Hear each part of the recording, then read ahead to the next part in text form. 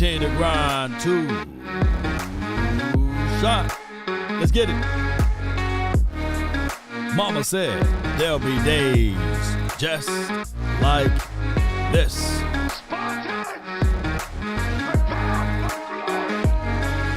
Yup. Come on. I had to update the title. Realized I hit the live button a little too quick. At the end of the day. Dread it, run from it. Destiny arrives all the same. Let's get it. Yup. Culture check. Offense times defense update. Come on. Hey. Ho. Let's go.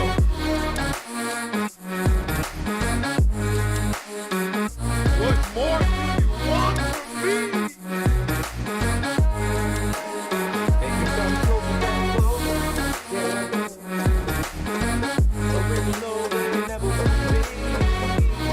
Let's get it, baby. Where my dogs at? Come on. Hey.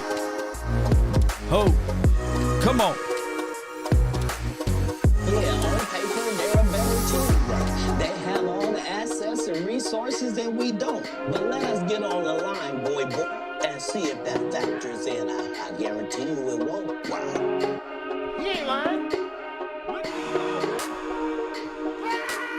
5, 4, 3, 2. Come on. Yup.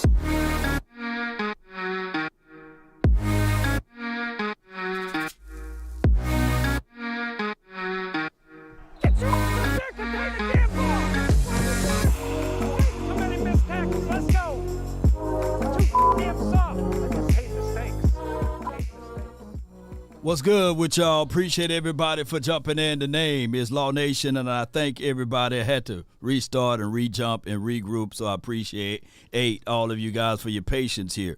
All right, so we're going to talk about the culture a little bit, and then we're going to go over this little quick mock draft that the simulator did, and then we're going to talk about why I got Derrick Henry on the thumbnail.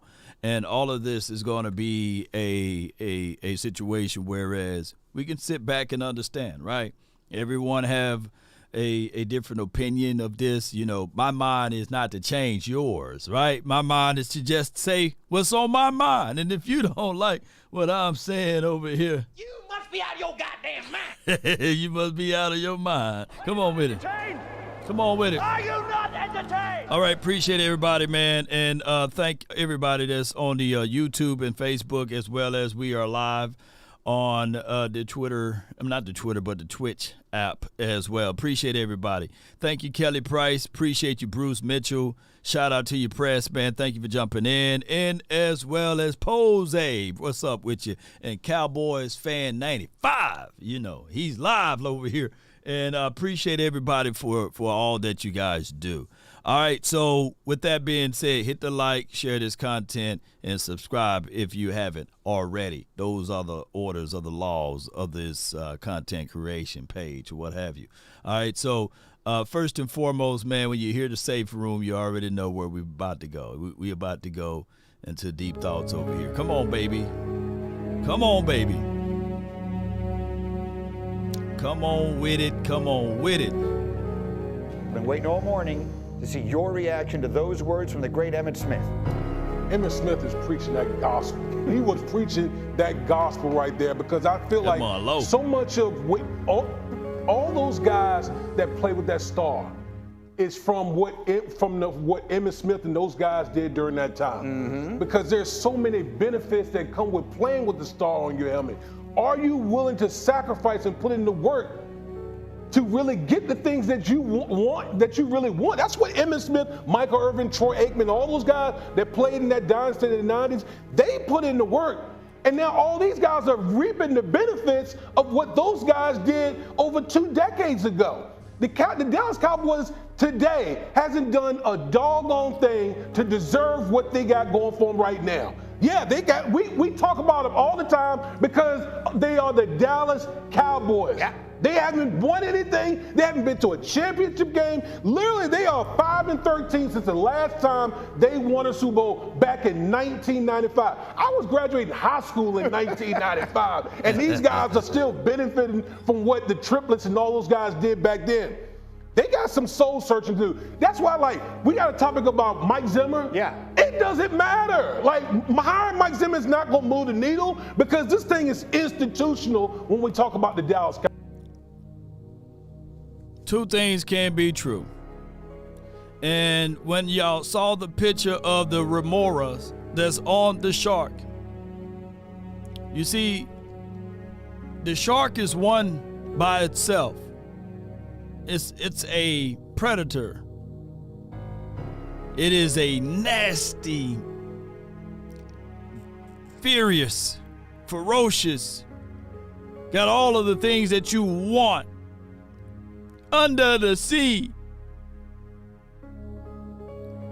And the remoras, all they do is they lash on to the shark and they eat whatever he eats, right? And then once the shark dies, they eat the shark. That's the 3-letter to 4-letter network, right? And that is also the reports from the haters. They still talk about the Dallas Cowboys regardless, and they say, well, the Cowboys haven't done anything and they will not do anything because of the past. Mike Zim is not going to do anything here. I beg the difference. Let me play it one more time. Get your up there, contain the damn ball. This is why we do it. Hey, too many missed tackles. Let's go. We're too damn soft. I just hate mistakes. I hate mistakes. It's not like we are millions away from going deep into a playoff run and winning a plethora of playoff games to get to the Super Bowl. I've been saying this for a minute. We're 1 or 2 pieces away, and then we are a coach away. Granted, Mike McCarthy is better than Jason Garrett. Who think I'm lying, right? Who want to argue with me and say, nah, man, shoot, we had good time with Jason Garrett, man. Hey.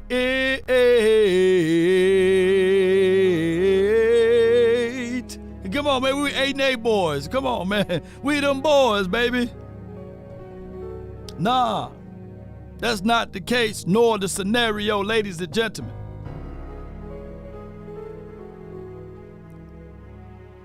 Granted, Dan Quinn was better than Mike Nolan. Anybody want to fight me on that? Huh? Dan Quinn was better than Rob Marinelli to a degree on certain things.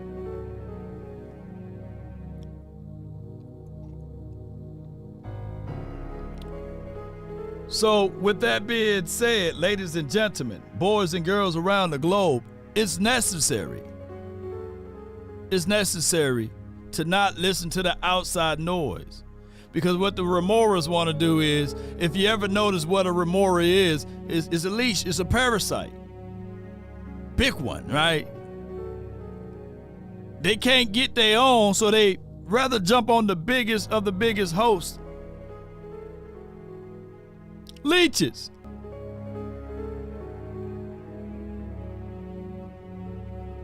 So, with that being said, ladies and gentlemen, be sure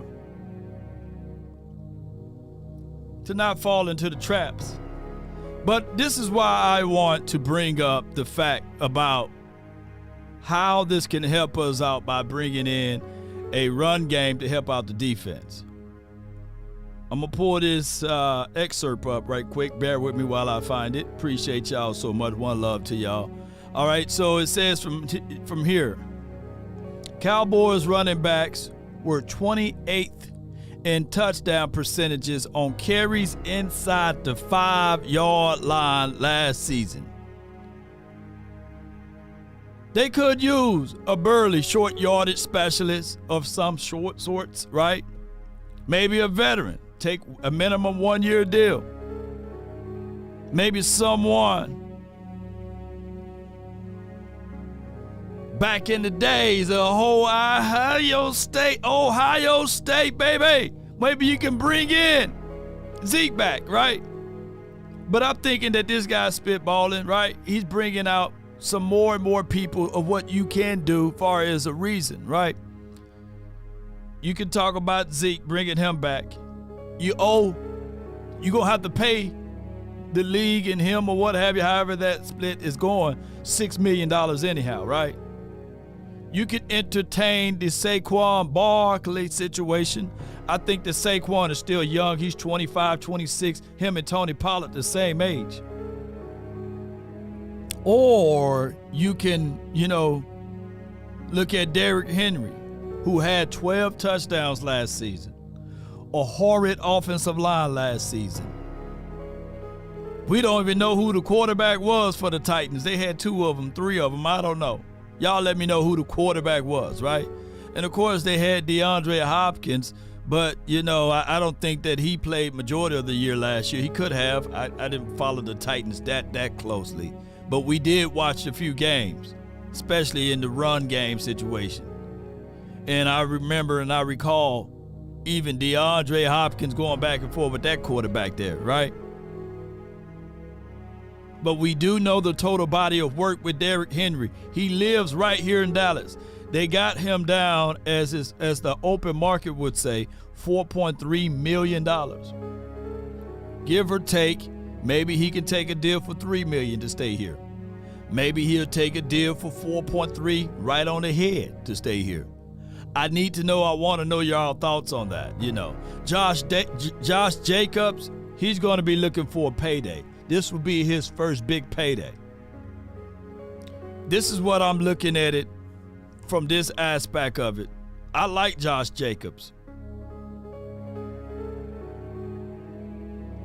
But I'm not in the business of breaking the bank for that running back. I'm not saying that, he's trash or anything.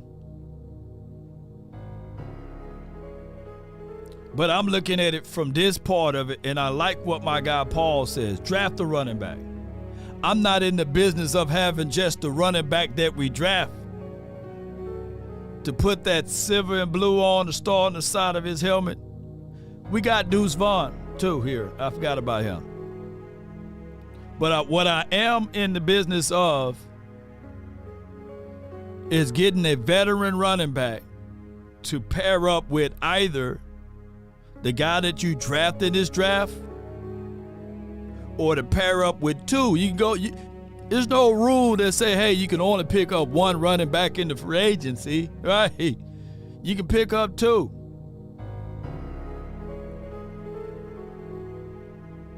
You can flat out pick up 2, ladies and gentlemen. And with that being said, if you go with the 2 opposed to the 1, then that can help you out tremendously, right? Appreciate everybody for tuning in. Let me make sure I got here. Boom. Tune this down. Okay, appreciate you. Versace said trade for Aaron Jones. Well, he gonna want that bag, You can pick up 2. I don't mind Tony Pollard circling the block and coming back. Paul Game says draft a running back and then go get Henry. Spam Henry, please. Yeah, man, he right down the street, man. Austin Eckler and King Henry. How about that? Look, I'm not ready to run off on Tony Pollard if you bring him back if the price is right. Now, Tony started talking like, hey, I want $8-9 million, then, hey, sayonara. Sayonara, Tony. Tony. Even if Derrick Henry said, hey, man, I'll come, but I want $8 to $9 million. You'd be like, hey, Henry, that's a long tooth, man. I thought you said you liked the Cowboys. You trying to do something else. Yeah. So that's how I look at it. Now, speaking of culture, I want to slide this over and talk about what Tim Hasselbeck said as well. And I'm talking about look at my Instagram, look at my podcast. Do you think that is part of the reason this team hasn't gone farther in the Randy said, Law Henry worth that 10 million? 8 to 10 million? His market value saying 4.3.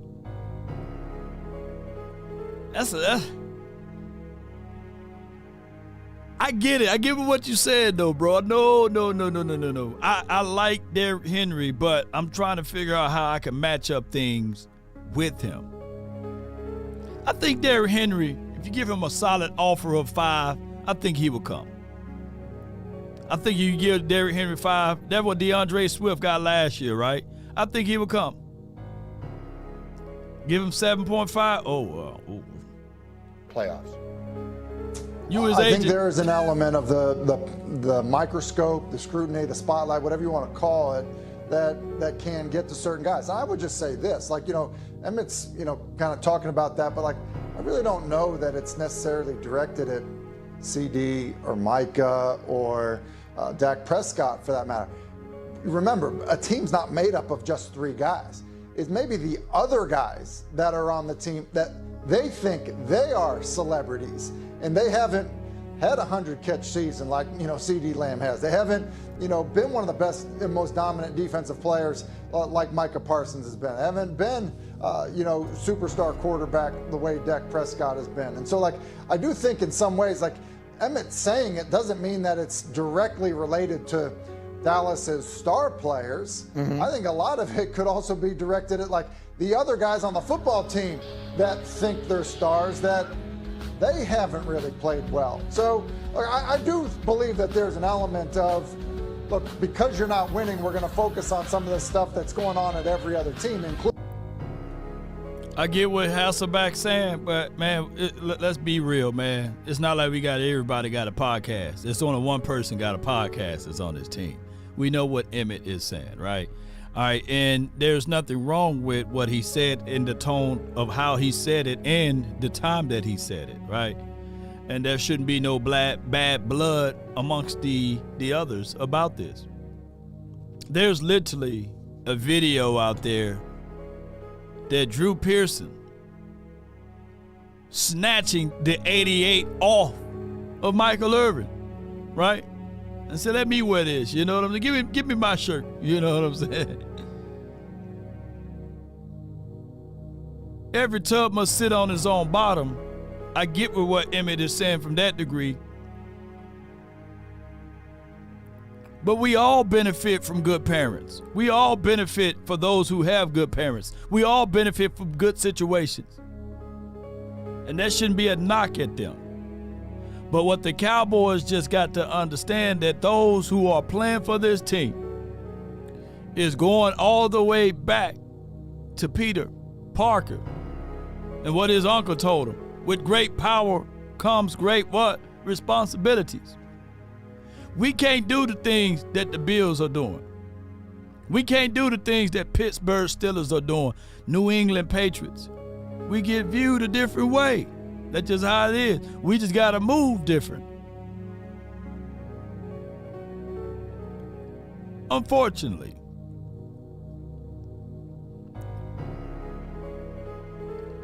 And I don't think that the Cowboys, shout out to my guy Jay Tucker. I know he tweeted out earlier today saying that the Cowboys or someone is about to start the smear campaign for Micah Parsons. Now, it's too soon right now. It had to be after this year, If anything, the Cowboys got the upper hand on him because of the 5th-year option thing and beyond, right? They got the upper room, the upper hand and everything over Michael Parsons. The thing that they got to squeeze down now on is the quarterback. That's just what it is. Video out of Henry working out in Dallas. Yeah, he's been working out in Dallas for the last 6 or 7 years. Shout out to Sanders Fitz. I just feel bad. Not call out people because I don't want no more trouble. I don't want no more trouble. But I've long said this. There are some people who are in this league, who are on this team, who like what football brings. They don't like football. I don't know. Does that make sense? That makes all the sense in the world. There are guys in this league, and not just NFL, but baseball and basketball. There are guys in the league and on this team who love and like what football brings. They do not like football. I think, and this is my opinion. This is my opinion, y'all, and no one else's. I think that anybody that goes to these podcast rooms at the Star, or even if they talk independently on their own platform, and if they lead off with their opinion, there should be no troubles. There should be no worrying of, will you still have your job? Jesse spoke his opinion. Those convinced against the will is of the same opinion still.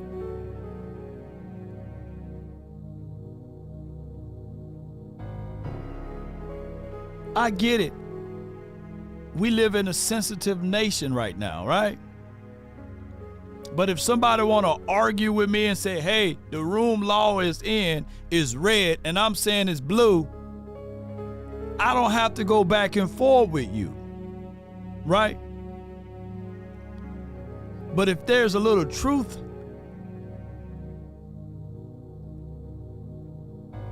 in it, then you defend it, right?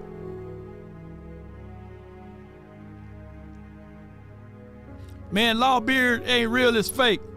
What it look like me getting into my feelings about that, right? It's not, that's not real.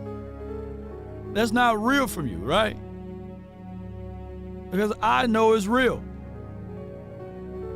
So if Jesse Hollis said something about Parsons that's unreal, that's not true, then it should just go on by the next day. I don't care if a million people talking about it. But when there's a little truth in there, the dog that get hit with the brick is gonna yelp.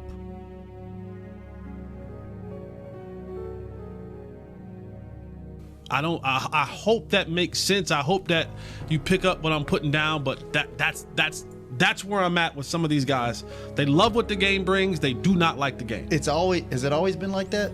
Always. When you played. Always. I think it was less of it early on, right? I think guys, if you played when the money, as the money grew, as the fame grew, as the money grew, got secure.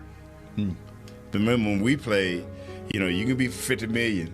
But over 4 years. Nothing. But you know what? You may get that 1 year, right. And then nothing is guaranteed. Yeah. Well, as the money became secure, players changed the way they thought. Yeah. And you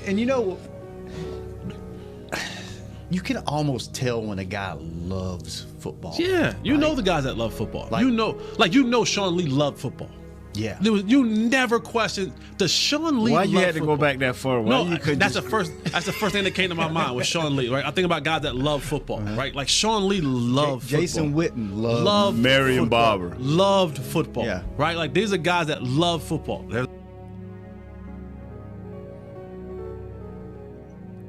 Even that is subjective, right? That's subjective. And I can use Rebel in the chat 95. I'm use him as an example. If Rev is in school and it takes him only 15 minutes, 30 minutes to study for a test, and he aced the test every time. But it take Randy Savage, shout out to you, my dog, I'm just use you for an example. But if it take Randy Savage 2-3 hours to get the same results, do Randy Savage love school more than Rev? No. Rev just pick up things quicker. And I'm not discounting Sean Lee's commitment to the game. But how you love something is different from how someone else loves something. That's all I'm saying. You know, Valentine's Day was yesterday. Some people got to show that they love their lady, right? With value of things that's gonna die. We buy a rose is gonna die. But there's somebody who said, you know, I love her, but I would rather work so I can put food on the table. I don't have time to go buy things to take money out of the house, but I do have time to go make money to put money back in the house. And I'm gonna show you my token of love and appreciation by getting my hands dirty, right? Making sure there's a roof over your head, make sure the water is flowing, right? So there's different levels to this.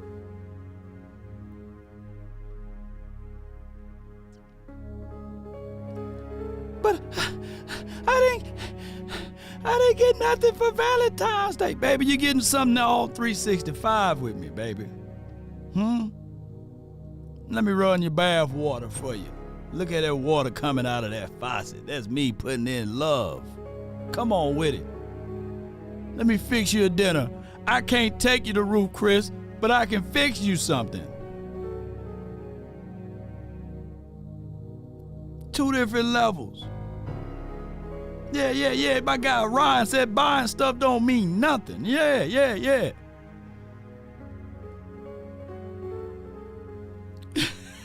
Randy said I tried to tell her. Yeah. But that's just what it is. You better... Shoot, she'll have all that bouquet of roses and chocolate and be outside. You know what I'm saying? Be outside, boy, the lights. Why the lights ain't off, baby? I tried to show you that I love you. Yes, indeed. Yeah, because some guy named Valentine 1,000 years ago, you know, was talking about this is what you do in order to show your love. And now we broke, busted, and disgusted because I went and got you that diamond ring that you wanted, you know. AJ says player win their Super Bowl once they sign with the Cowboys because they know they're getting a bag and all that comes with being a Cowboys. Yeah, unfortunately, right? Unfortunately, yeah, that's just how it goes.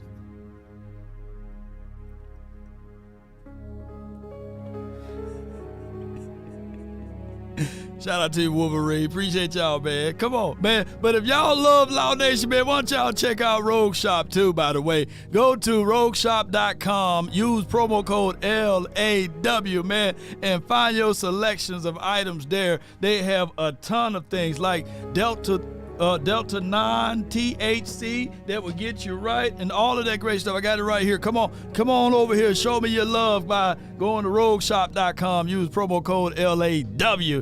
And yes, indeed, they have other items like B12 as well. Come on with it. Shout out to my sponsors. Let's promote them and show them how much y'all love me, man. Come on, baby. Let's go, baby. Let's go. Just making light of all what he's saying. Yeah. So they said it happens once these guys get their money, right? And that's just me using objectives. We can all and clearly see that Sean Lee was dedicated to the game, right? And studied more than most. But his body was made out of paper mache. I think Sean Lee right now is going through a hangnail or something, right? No offense to the brother. I heard he got out of the bed awkwardly, and now he got a knee brace on, right? That's just Sean Lee. The man is like the dude off of the movie I seen. Was it Mr. Glass? Mr. Glass and what's the name of that movie? Was it Dr. Glass or Mr. Glass? Samuel L. Jackson played in the movie.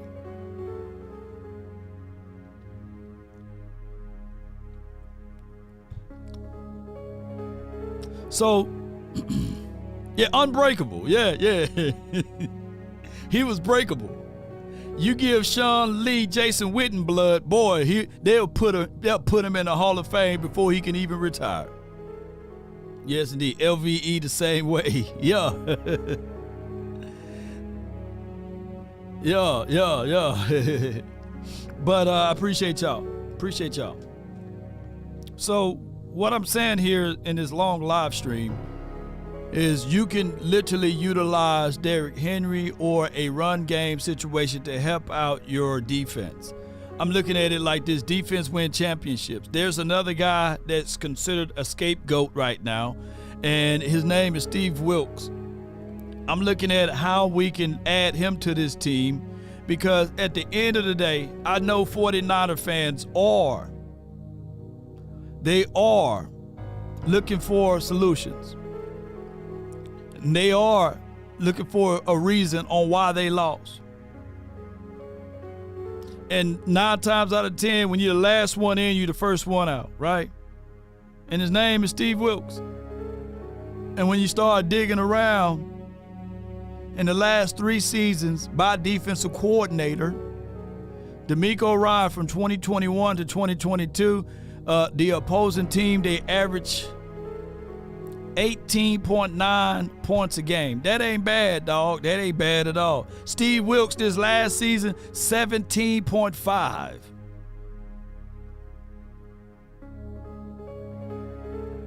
Opponents' yards per game, that's rushing and throwing, by the way. They add them both together. 305, that was the average.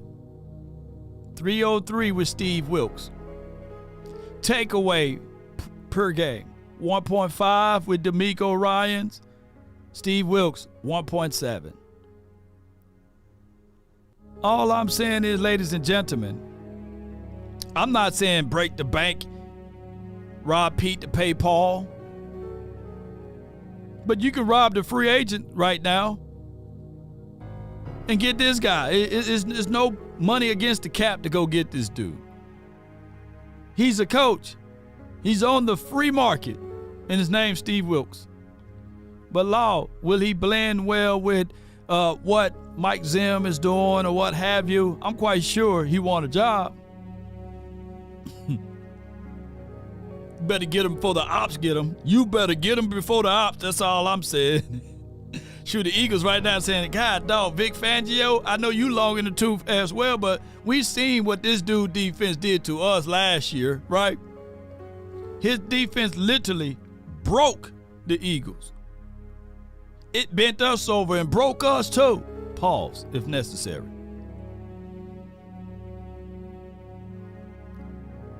That's all I'm saying. Now, Mike Zim probably already have his philosophy, and there could be someone saying, well, we got Al Harris. He's just as good as Steve Wilks. Al Harris still got some growing pains to go through. It's like, it's equivalent to us driving down the street. Mama, can we go there? No. Daddy, can we go? No. We got food at the house. I don't want the food at the house. Stop being ungrateful.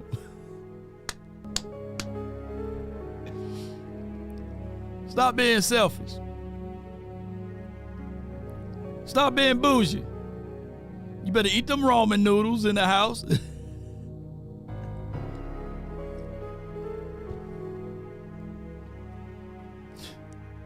Yeah, I gotta always say pause on things now, or no homo, but pause is real quicker, you know. I always get somebody from Texas say, hey man, we don't say pause around here. That's that East Coast soft stuff, you know what I'm saying? Yeah. But what I'm saying is, collectively, ladies and gentlemen, my whole notion of this is always the off season is speculation season, sensationalism season, rumor season, right? Getting work done season. Believe it or not, man, it's the year of the season when you absolutely win the Super Bowl. During the off season. when you assemble your team, this is when you win it. Spartans, prepare for glory. This is when you win it. Getting your coaching staff assembled.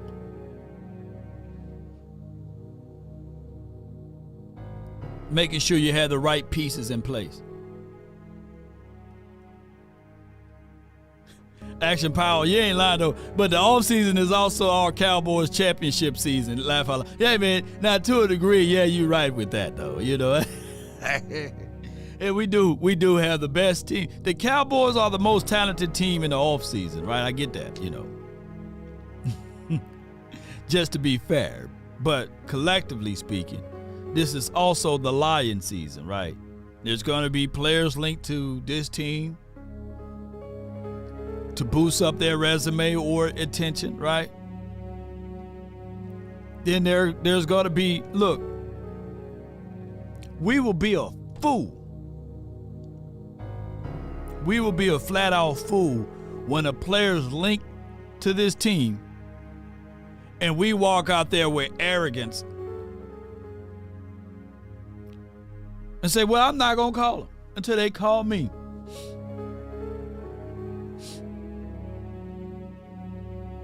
We good. We'll be a fool if a player say, yeah, I would love to play for the Cowboys and I would like to get them a chance. And we never pick up the phone.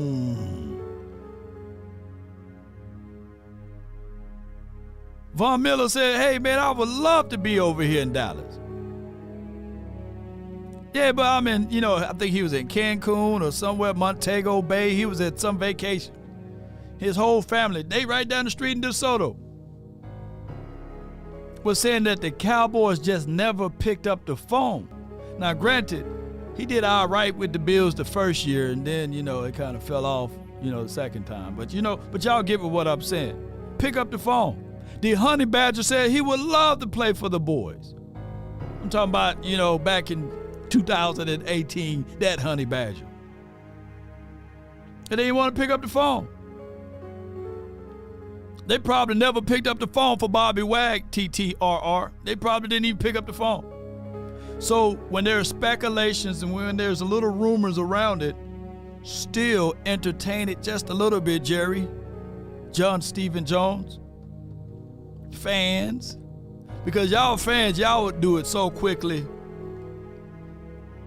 That's y'all go-to punchline. Oh, man, that dude trash, man. That dude washed. That dude washed, man. You know, Derrick Henry, man, he trash, man. We got Derrick Henry at the house. Rico run just as good. If you compare these numbers within this particular game, Rico is just as good as Derrick Henry, right? Y'all know that, right? DK Metcalf, man, y'all fought me, man. Tooth and nail. I got the video still floating around.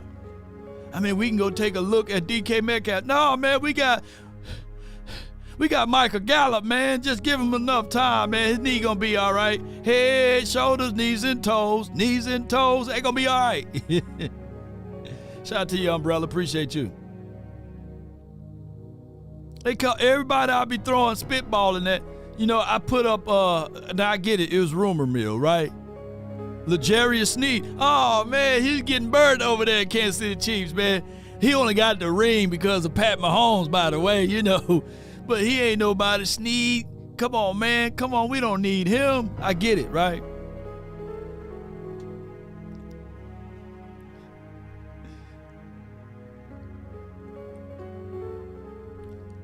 Yeah, Otto said, yeah, now we remember everything. So what I'm saying is basically, when these names come about, there's nothing wrong with doing talk pieces about those players, right? And then making your decision after you reviewed their tape and how much money they're asking for. I got my list right here. I got my list right here of my best DBs. I got about 7 of them. And this is the exact order that I like them. –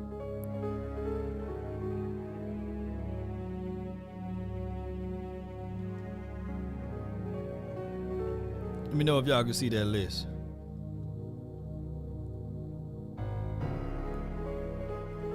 I don't know if it can go through yet. Yeah. Shout out to you for the super chat.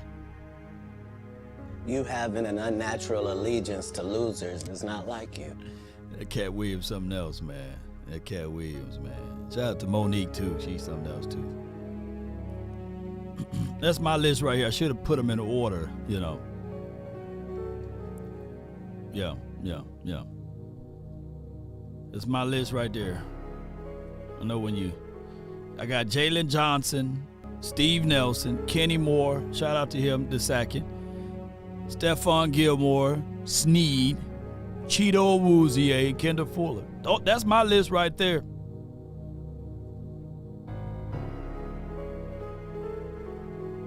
Shout out to you, Willie T. Law. Just say it. Say it. Say it. Jones is the reason why it's been 29 years. Yeah.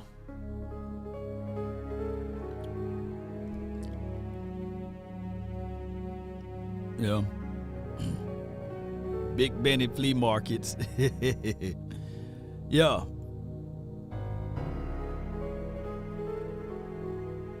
I did this mock draft. Let me make sure I went through all my points here. Yeah. I did this mock draft. And it's auto. It's an auto mock draft. And on that list they had Kool-Aid. How crazy that would be. With the 24th pick, the Dallas Cowboys select Kool-Aid. Oh my gosh, man. Life like this, I wish raindrops would fall. Don't y'all know how crazy that would be for me? Oh my gosh, man.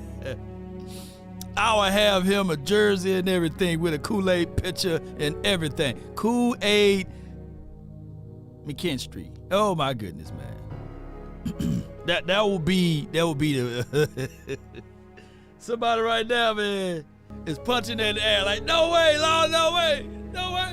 We don't need a DB. I can hear y'all. Who's our DB number 2 right now? Who's our CB2 right now? Who's our CB2? Yeah, I might die of laughter. Yeah, roll tide, baby. Ooh, come on, y'all. Hey, who's our CB2 right now? Who's our CB2? We got Trayvon Diggs coming back. He may not be the same Diggs, right? It's going to take him about at least midway through the season, get his running legs together. Bland, I like Bland. We love what he was able to exhibit and exude.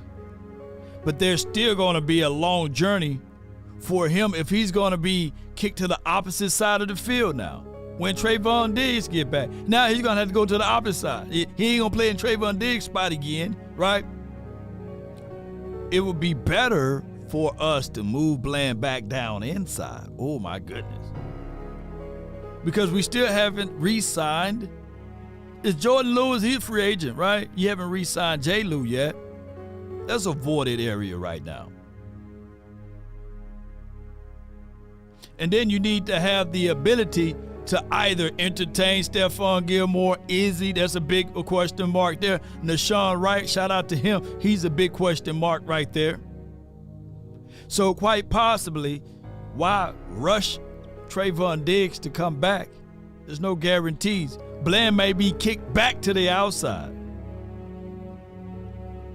So it'll be better if you just go ahead and say, all right, cool.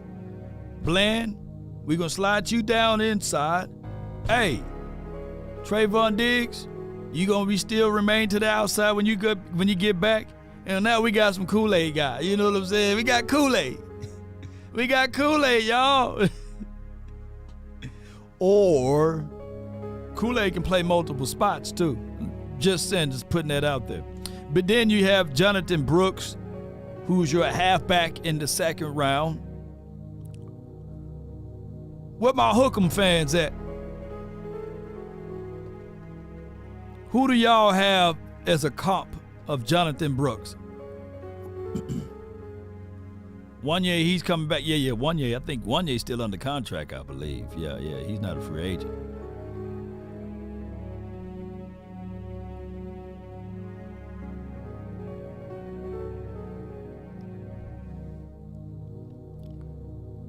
How y'all like Jonathan Brooks?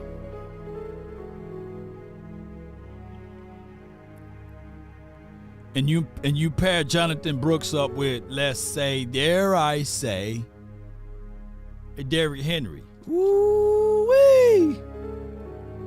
Come on with it. You'll take him, Real. Appreciate you.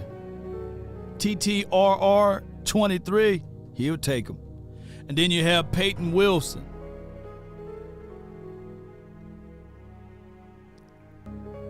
We razor blade thin at linebackers, regardless of how you say it.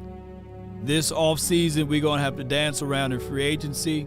We're going to have to do some acquisitions to go get a legitimate linebacker.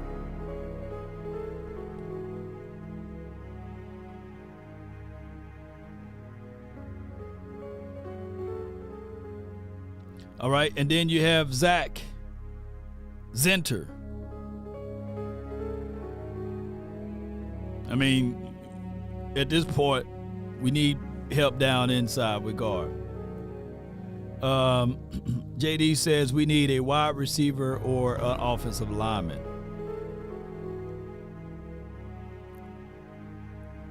We've been collecting wide receivers for a long time now. And I'm not saying that, you shun your wide receivers that's here. But you're going to have to wheel and deal. You're going to have to cut and trim some fat. You got Kevontae Turpin, who's a specialized weapon for us. I think that, his ticket play became very prevalent in some important games, right? That we started to not use him as much. You drafted Jalen Brooks, who showed us a little promises here. We've seen Jalen Tolbert do us a little favor here and there. You also have the likes of Brandon Cooks. He's going to come back. CeeDee Lamb, he's in the payment window, right? Processing. Who else I'm leaving out? I'm leaving out somebody else. I'm leaving out another wide receiver. Who else? Dang, who's the other wide receiver? I know I'm leaving out. We got so many wide receivers. I'm leaving out one. I know I'm leaving out one of them. I think that we do have a ton of Gallup. Okay, yeah, I left out Michael Gallup. Oh, my God. We don't talk about Michael Gallup. I think it's somewhere along the way, if you cut Gallup, you'll save $7 to maybe $8 million. I think that Gallup, he showcased us some good tape in the playoff game.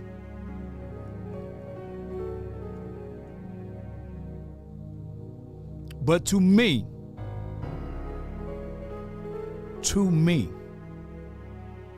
we got number one wide receivers, and all of the other wide receivers that I just mentioned are all three wide receivers. No offense at Brandon Cooks. He's not a solid two to me. Gallup is a third option wide receiver. Tolbert, a third option wide receiver. Jalen Brooks, a third option wide receiver. Turpin, a third option wide receiver. All of those third options.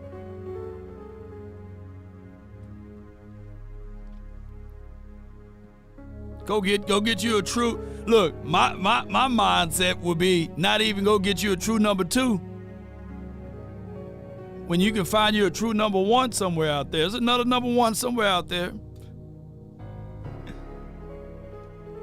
Yeah, Calvin said go get Calvin. Yeah. Somebody that puts a little fear in them, I would love to see today. Boy, that's cooking right there, Kelvin. That's on my Facebook. Give him a round of applause. Give him some flowers, y'all. You will have, hear me out, that's a better option.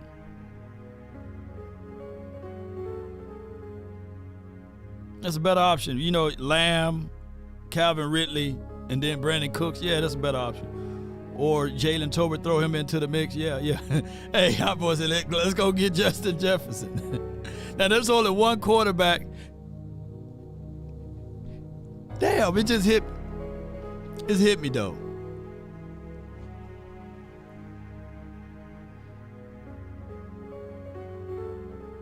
Pat Mahomes just won the Super Bowl with a bunch of 2s and 3s as his wide receiver room. He did. But what trumps that is that Travis Kelce is a wide receiver tight end, right?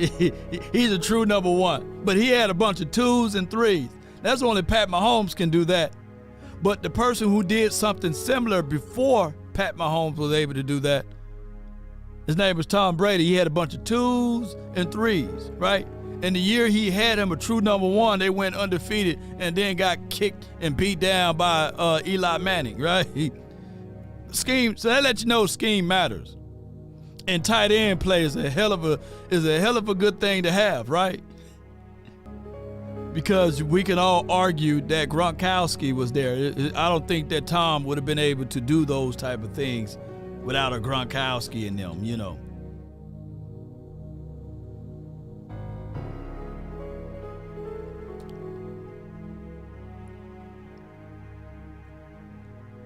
Yeah. It matters. As long as we don't have a Pat Mahomes nor Tom Brady, though. Hey, I'm just saying, man. I'm just calling a spade a spade. He ain't lying. Yeah. With no legit number, but they both, like, to be fair, just to be fair, we don't have an Andy Reid nor a Bill Belichick, you know. But the system, and I'm just being real with y'all, not to be trite in the words of Jerry Jones, not to be trite, is that, you know, you got to have a system put into place too. And Kansas City drafted Rashid Rice in the second round. I think Rashid Rice, I give him about a year. I think this year, coming into this season, he may elevate and step up a little bit more, right? Right?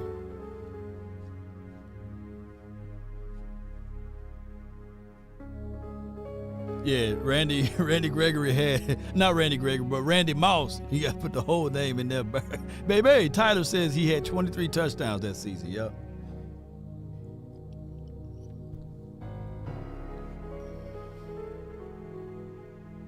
Put it like this, and I'm glad, I like this game. And I will open up the phone lines in a few. I'm glad that you mentioned that, you know, Andy Reid is not Mike McCarthy is not Andy Reid. How far off is Andy Reid from Mike McCarthy? Like, how far apart they are, you know? If Andy Reid had, let's say, for example, Aaron Rodgers, would he have still won, you know? Hell yeah, I think he would. I think Andy Reid is a damn good coach, though, you know.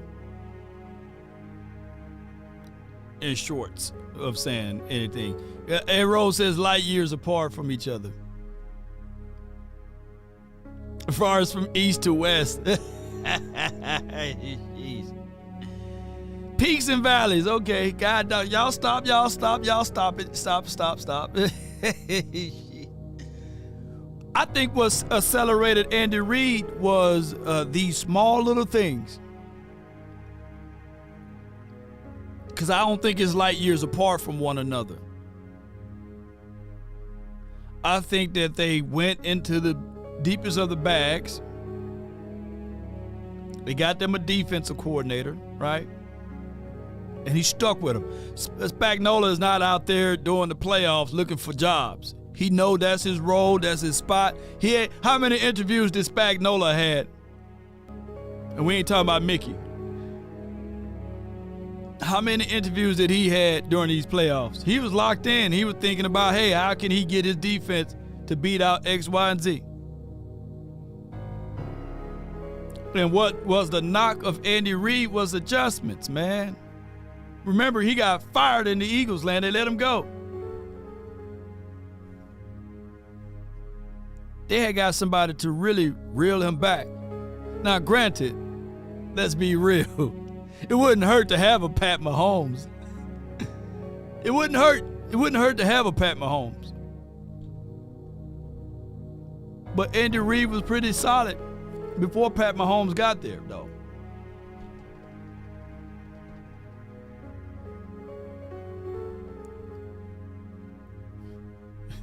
Jimenez says, come on, Law, man, McCarthy is not in the conversation with Andy.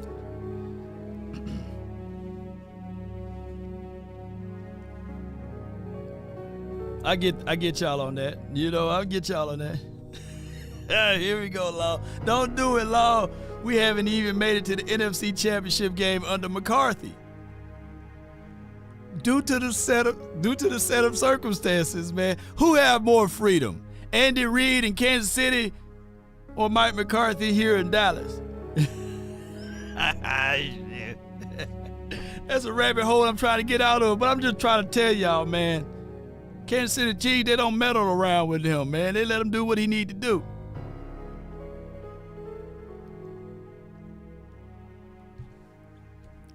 But I'm not going to say those two boys are light years apart from each other. Not light years. Come on, man. Light years are far thing, man.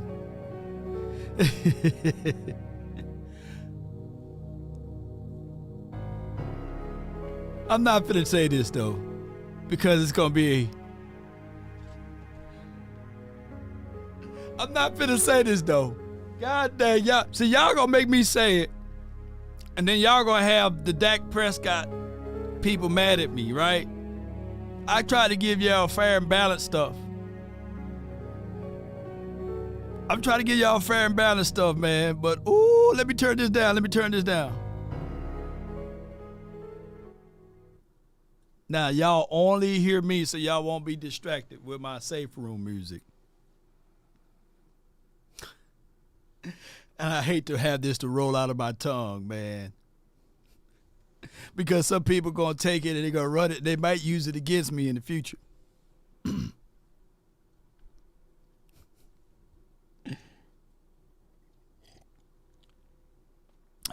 As I take my sip.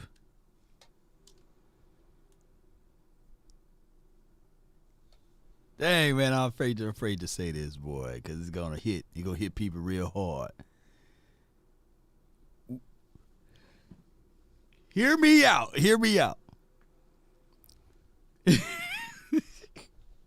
And don't take it out of context either, y'all. Okay? Don't shank me with the butter knife when I say it, you know. Somebody says, say it. Mike McCarthy could be, and I'm going to see that. I'm going to say that. Could be Andy Reid when he had Alex Smith.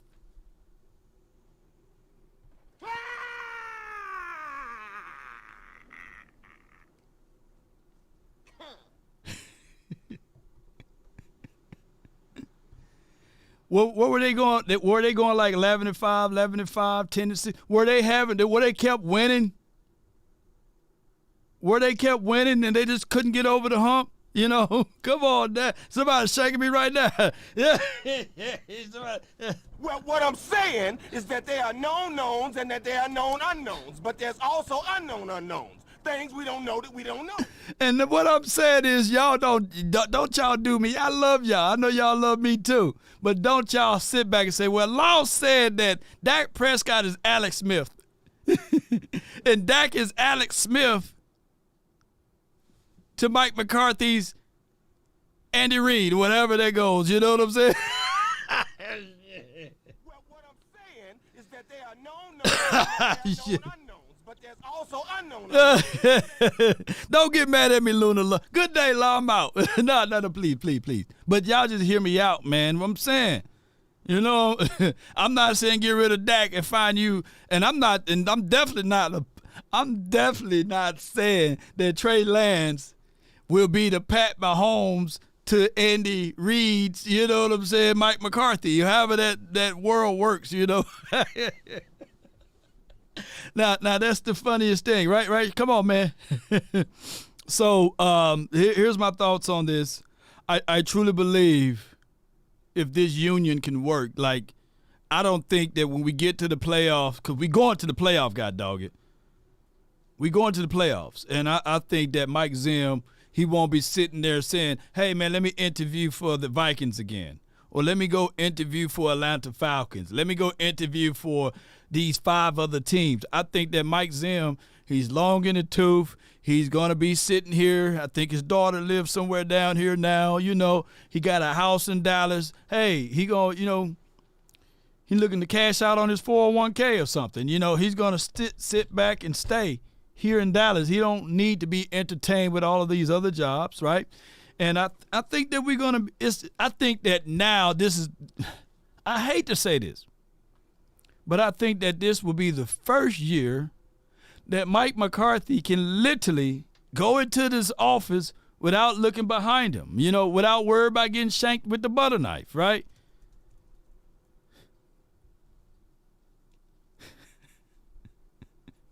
JD says, my man got replaced by Brock Purdy.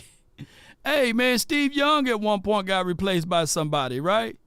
He was down there at Tampa Bay. Who remembers Steve Young playing for Tampa Bay? Who remember Brett Favre playing for Atlanta Falcons? Sometimes your first trip don't work out with the team that you got drafted by. Yeah. I'm just saying. I'm not beating up what you're saying with Brock Purdy, but, you know, those numbers and some trust me, I know a few 49er fans that still think that Trey Lance is better than Brock Purdy. I know a few of them, you know. I just know a few of them. But they made their decision. I'm talking about the 49ers. They made their decision to go with someone. And that guy took that team, or he was on a team, to go all the way to the Super Bowl. Right? Action Power said Zimmer going to be our next head coach. Law, unfortunately, just watch. Basically, hey, we just never know. We just never know. If I had a time machine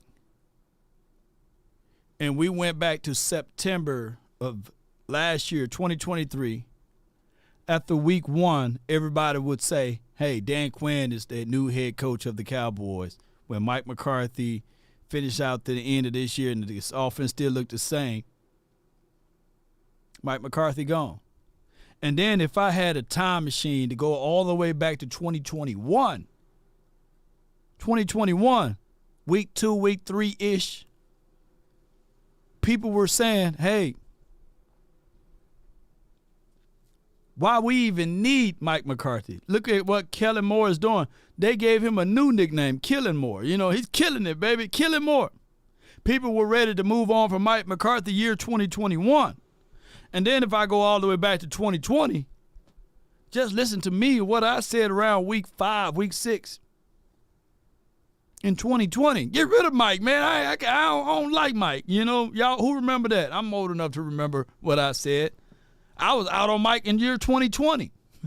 That man he's been in the hot seat ever since he got here. Mike McCarthy, that's his name. But, you know, it is what it is. Let's hurry up and get this going, baby. Appreciate all of y'all, man.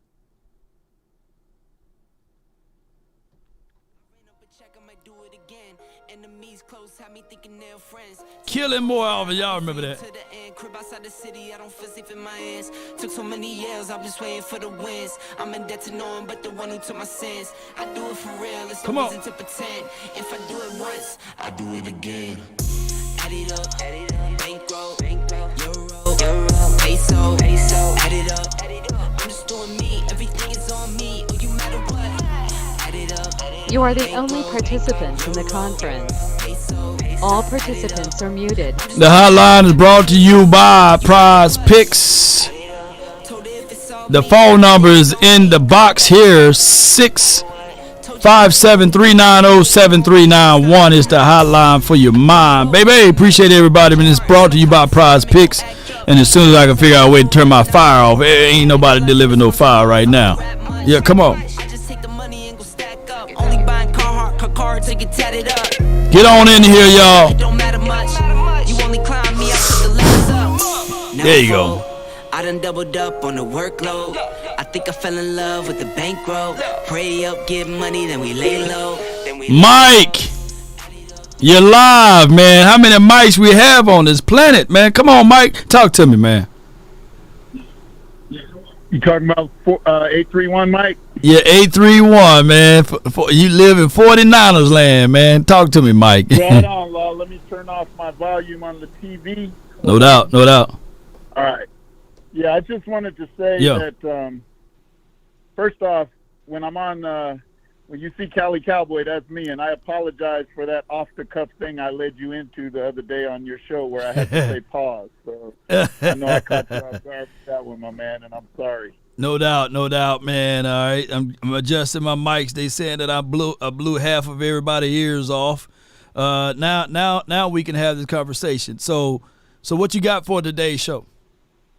So I wanted to say, I think you made a key comment when you said that the importance of wide receiver number 2. Like, I believe that we're kind of not focusing on that because of our needs at other positions. And I think you're dead on when you say we need another number 2 that can possibly even push for number 1. As crazy as that might sound, having CD. And then I also feel that we need not just one running back, but I believe we need 2 running backs. What do you think on that? Hey, man, I'm 1,000% right behind you on that. I think that the way this system could be is just we could do a running back by committee, but still have you a all-purpose back that can just make somebody, get down inside the box to slow them down, and they'll be like a Derrick Henry. Exactly. I was thinking like Henry or Saquon if we could get them. Yeah. And then my next question to you is, how high you think we should take a linebacker, or do you think we should take a linebacker free agent first and go in a lower round for getting a potential developing linebacker? Because there are a few, really good linebackers, that Wilson kid, Tyrone Hopper. There's a few really, really good kids. And I have a feeling some of those are going to drop down available. So, again, what my question is, do you think we should draft one high? And if not, kind of compare that to getting one in as a free agent.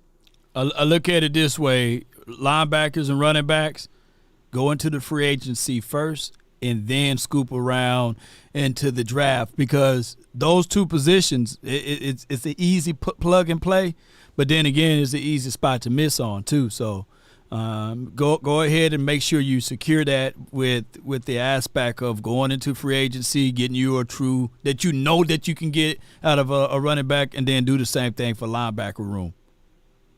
Right. So my last question would be kind of putting you on the spot. How high would you take a wide receiver? Because I think wide receiver is like more critical than we've been talking about. If you stay true to your draft board and you stay true to the BPA, I wouldn't trade up to get one, right? But I will do this right here. There's not many DK Metcalfs out there, right? But if I were to tell you, hey, there's a possibility for you to have a DK Metcalf on your team, would you do it? So my thing is, if you go into the first round draft pick, right, with your BPA philosophy, and you see someone tags or touching, and you go into the second day or what have you, in the second round, why not trade up, sacrifice the third round draft pick, trade up, and go get that wide receiver?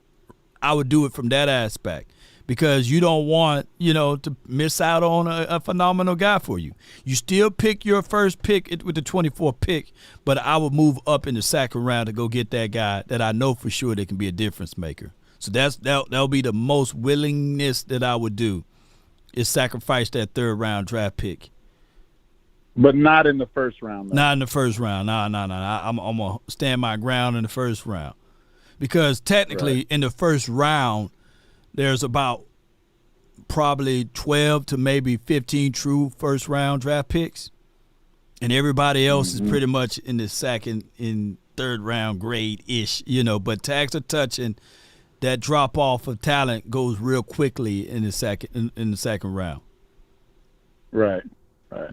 Right on, Law. Well, I just wanted to touch base, and You don't do a good job, my brother. You do a great job. Man, I appreciate you, man. Hey, if you come down to Oxnard this year, let me know, bro, and we'll kick it. Hey, I'm planning on doing it. COVID got me last time, but I'm planning on doing it, so let's do that. Let's do it, fam. Salute, bro. Yeah. And that's what I use Oxnard for. You know, I know a lot of people still angry and upset with the team, but it's good to see my brethrens and sisters out there in Oxnard, you know, and going out there to get some of that good weather and, you know, good food out there. They got good food, eateries out there on the West Coast as well, and get a chance to put your feet in the sand and go to the beach.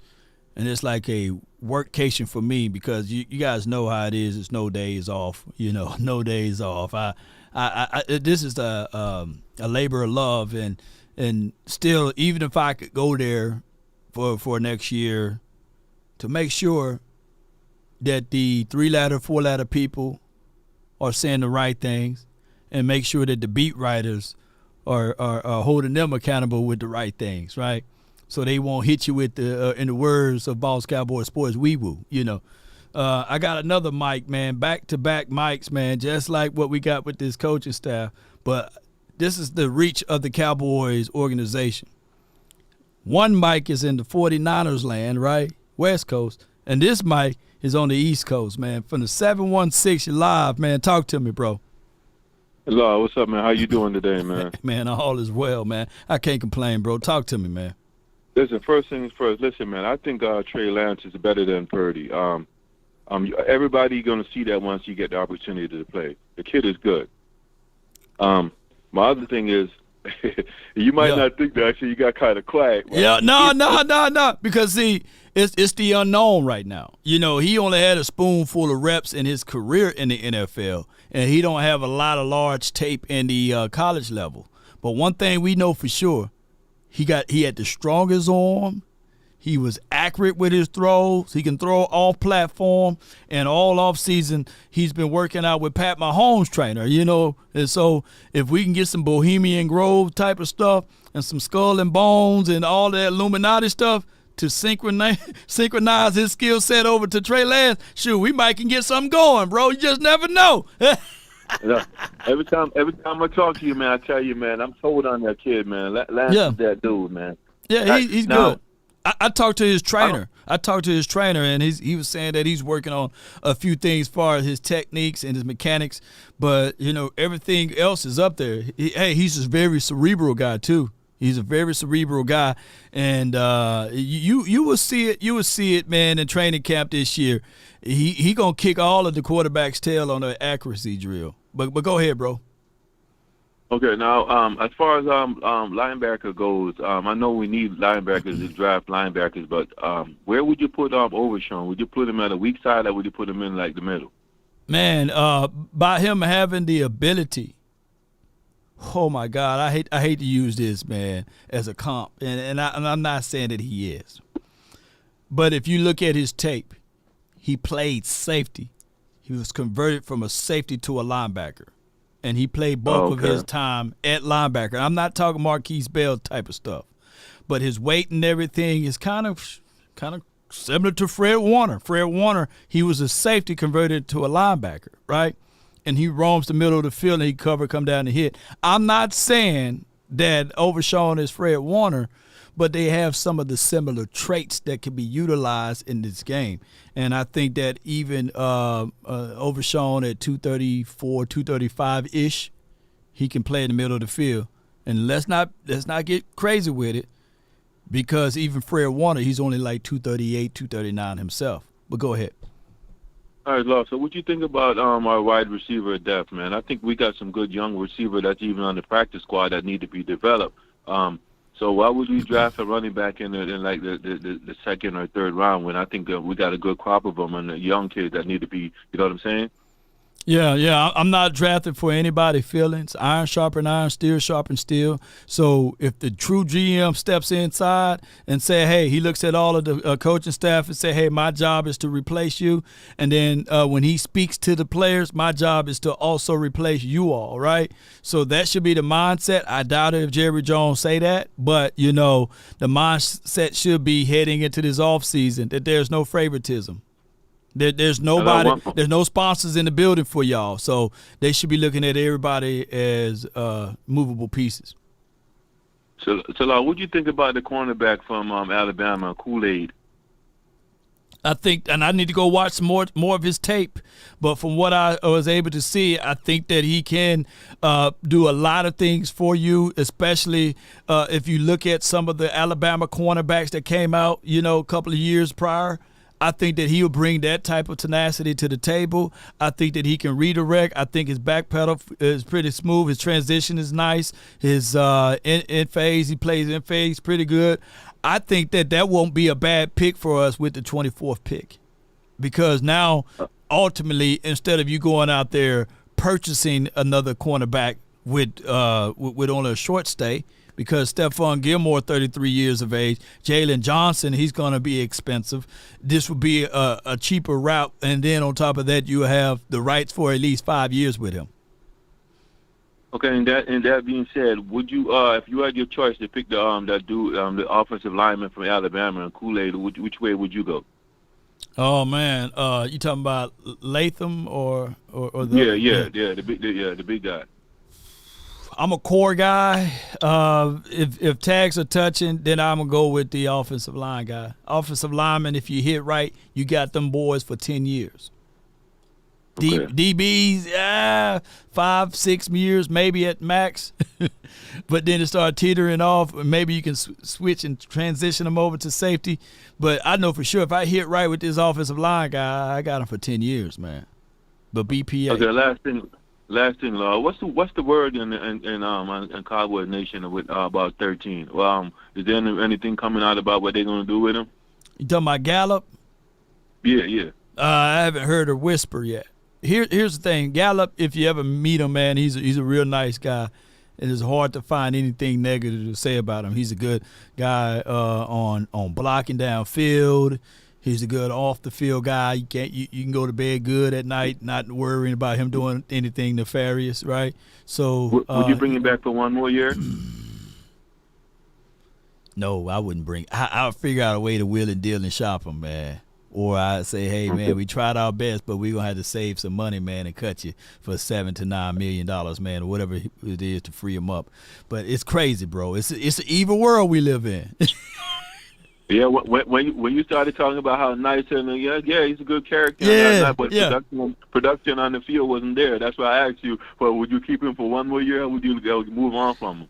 Yeah, it's better. Look, I like the Bill Belichick approach. It's better to get rid of them 2 years too early versus 2 years too late. And next year you definitely won't be able to have any room. So I will be shopping right now. Yep. Hello, who's our linebacker coach?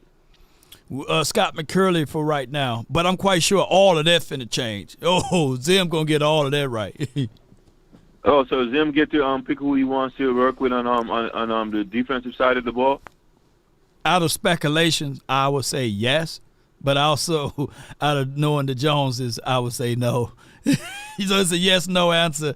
I don't think I'm optimistically thinking that if you're going to bring Zim in, at least allow him to also pick out the litter that is going to come with him, But I don't know how the Joneses operate, with that part of it. I see he tried to bring one of his guys from the Giants, but the Giants denied the Cowboys conversation with the guy, the defensive line coach. Yeah, that was a good move by them to block that. Because you look at the Giants, look at how much Dexter Lawrence grew with that coach. Right. Look at Thibodeau, what he was doing before he got banged up a little bit. Ojolari and all of those boys. They bring good pressure up front. They were a top 10 in rushing defense this year. Although they finish out the season with rankings around 23, 24 in defense, but it wasn't easy to run the ball on them. Look at how they shut down Green Bay when they played Green Bay. They had some quality wins this year, man, this past season. It's just that their offense, to me, kind of startled and causes the defense to be out there on the field longer, and that's why they finish out 23rd, 24th ranked in defense. Okay, last thing, Law. How you feel about Danielle Hunter if he was to come and follow Mike to Dallas? Man, I I'm thinking of it's going to be a situation whereas you will be able to move Parsons around even more. Hunter will come in with not just a veteran savvy, but also with the recipes to show that, hey, I can get you sacks. D-Law, he can talk about being a leader, but I'm the leader now. I'm the captain now. However that movie was back in the days, he says, nah, I'm the captain now. Because not only he can be a boisterous person, but he got the resume to show it, as far as his sack totals and everything. He had 16 sacks last season, bro. That's crazy. All right, Lord, man. I appreciate you, man. I ain't gonna type the line no more, man. No doubt, man. All right, appreciate you. hey, man, he'll get some good answers, man. I was in the hot seat for a second, but I would tell y'all, man. Yeah, man, Danielle Hunter. Let me make sure, because I thought he had about 16 sacks last season, or 15, something around those numbers, man. I got the 520. You're live on the Nation, brought to you by Prize Picks. You in the mix, man. Talk to me, man, while I pull up these stats. Talk to me. Hey, Law, what's up? What I kind of want to talk about is Mike McCarthy culture and, I guess, drafting free agency. Talk to me. Kind of want to start it with Mike McCarthy. I feel like when he started here, he's been at a disadvantage his whole time here, except for maybe last year, because I feel like Kellen Moore was more the head coach his first 2 seasons, because Mike McCarthy had to deal with people from the last regime, the coaching staff from the last regime. Right. So I feel like he's kind of been handicapped his first 2 years. In fact, last year was kind of his first true year, kind of implementing his own offense and everything. And truth be told, I was emotional after that playoff game, and I wanted Mike McCarthy gone. I wanted basically almost everybody gone after that loss. But after I stopped being emotional and just getting my head together, I'm like, maybe Mike McCarthy does need this extra year, and hopefully does get extended. But I think the Cowboys should have extended him now, because then it's kind of like a lame duck season, and it kind of gives Mike McCarthy a way out at the end. Yeah, I agree. We all was kind of angry and upset, and we saw how flat this team was, and we saw what the Detroit Lions were able to do with what's that guy named Ben Johnson, and if I'm the owner of this team, and I'm sitting here saying, okay, I'm tired of the retreads, I'm tired of the older folks in this building.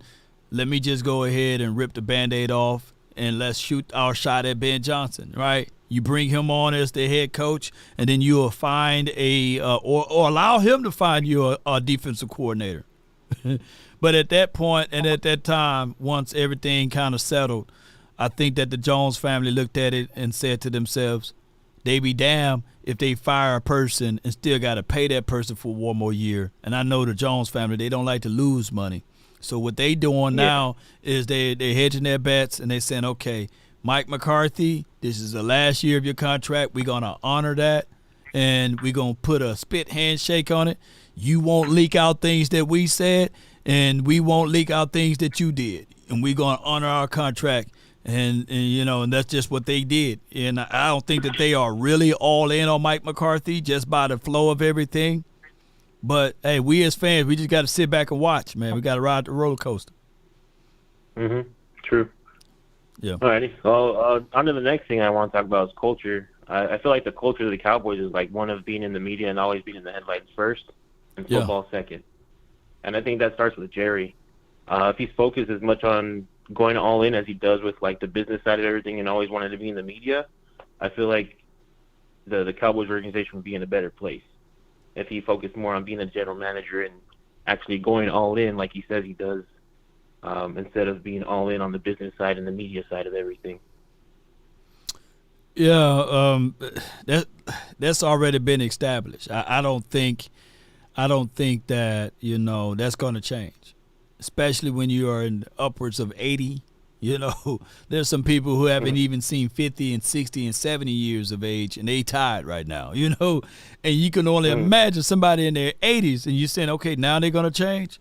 Jerry Jones is in this mindset that, he hit the lottery of life, and his culture right now, they 12-5, 12-5, 12-5 in the last 3 years.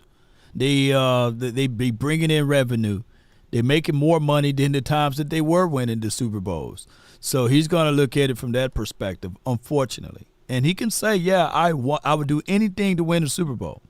But those are just lip services because at the end of the day, he's making hand over fist, man. Money coming in. So it's not going to change.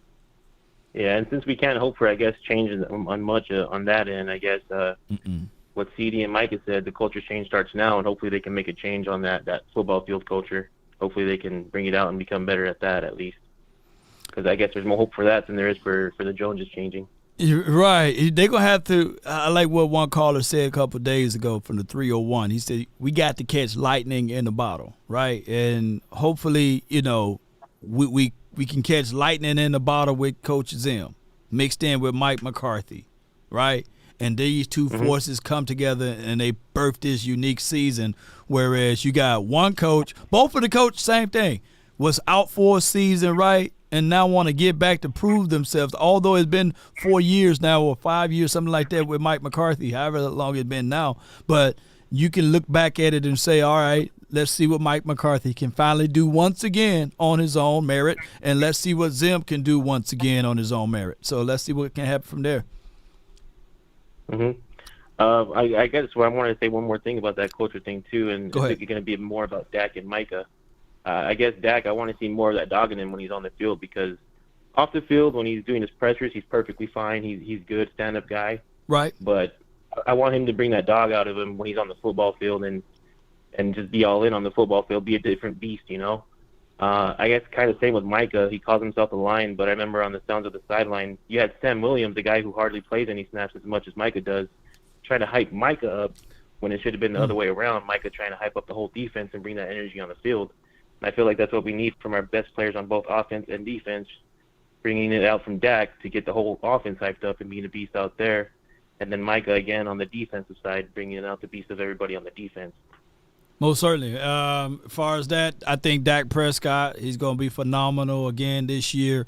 And if you continue to add things around him and make it less about can Dak win it all for you, I think that will be the proper way. And the same thing you can echo to Michael Parsons. I think that Parsons, he's going to get the attention. People going to game plan against Michael Parsons. Make it about other players versus Parsons. Think about this. When Dak flourished in his rookie year, it wasn't only Dak. It was also Ezekiel Elliott. So let's make that. Let's try to recreate that somehow. And I get it. Most people going to look at it from the money, the remuneration side of it. But, hey, there's nothing we can do at this point. He's already got guaranteed money. We already against $60 million in the cap. So you might as well figure out the small things for the 2024 season to make it not just about Dak. And I think that the team can go real far. Appreciate you for calling in, bro. Thank you so much, man. No problem. Thank you. Yes, indeed, man. It's a good call from him, man. So if we do it that way, I think that, we can go far. When Stafford, I'm talking about Matthew Stafford, when he was with the Lions, it was no doubt. Stafford, it was all on him. If he didn't do well, if he didn't do things right, they're not going to win. And guess what? They never won. But when he went to the Rams, when he went to the Rams, it wasn't just Stafford. They had the #1 defense in the National Football League, baby. They did. You pick up Dak Prescott, you put him on that team, I'm quite sure the outcome would have been the same. They probably would have lifted up that Lombardi trophy. Because it will not be only or all on one individual. Same thing could be said by Aaron Donald, you know. You pick him up and you can put him on any of the 31 other teams. You still have to add pieces around him. And as great as Aaron Donald is, he only got one ring. And lo and behold, is when they put everything around him. They've been to 2 Super Bowls, right? They've been to 2 of them, right? But he got one ring, though. All right, I got my guy from the 201-100, Grant, in the house, man. What's the plan, dog? Talk to me, man. I'm good, man. You know how it is. Listen, man. The only way the culture is going to change and we're going to win. Mm-hmm. The only way that's going to happen, the Cowboys players got to get together and say, listen, we know how Jerry Jones and Stephen Jones meddle. They only care about the money. So when they make that call, let's not throw CD the ball.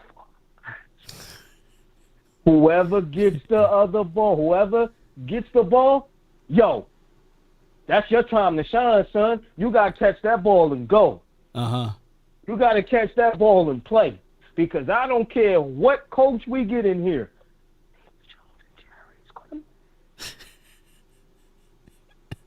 They gonna do that, man. Hey, you don't have to whisper. What more do you want from me? Wait a minute. Hey, man, I get it, man. Hey. You know what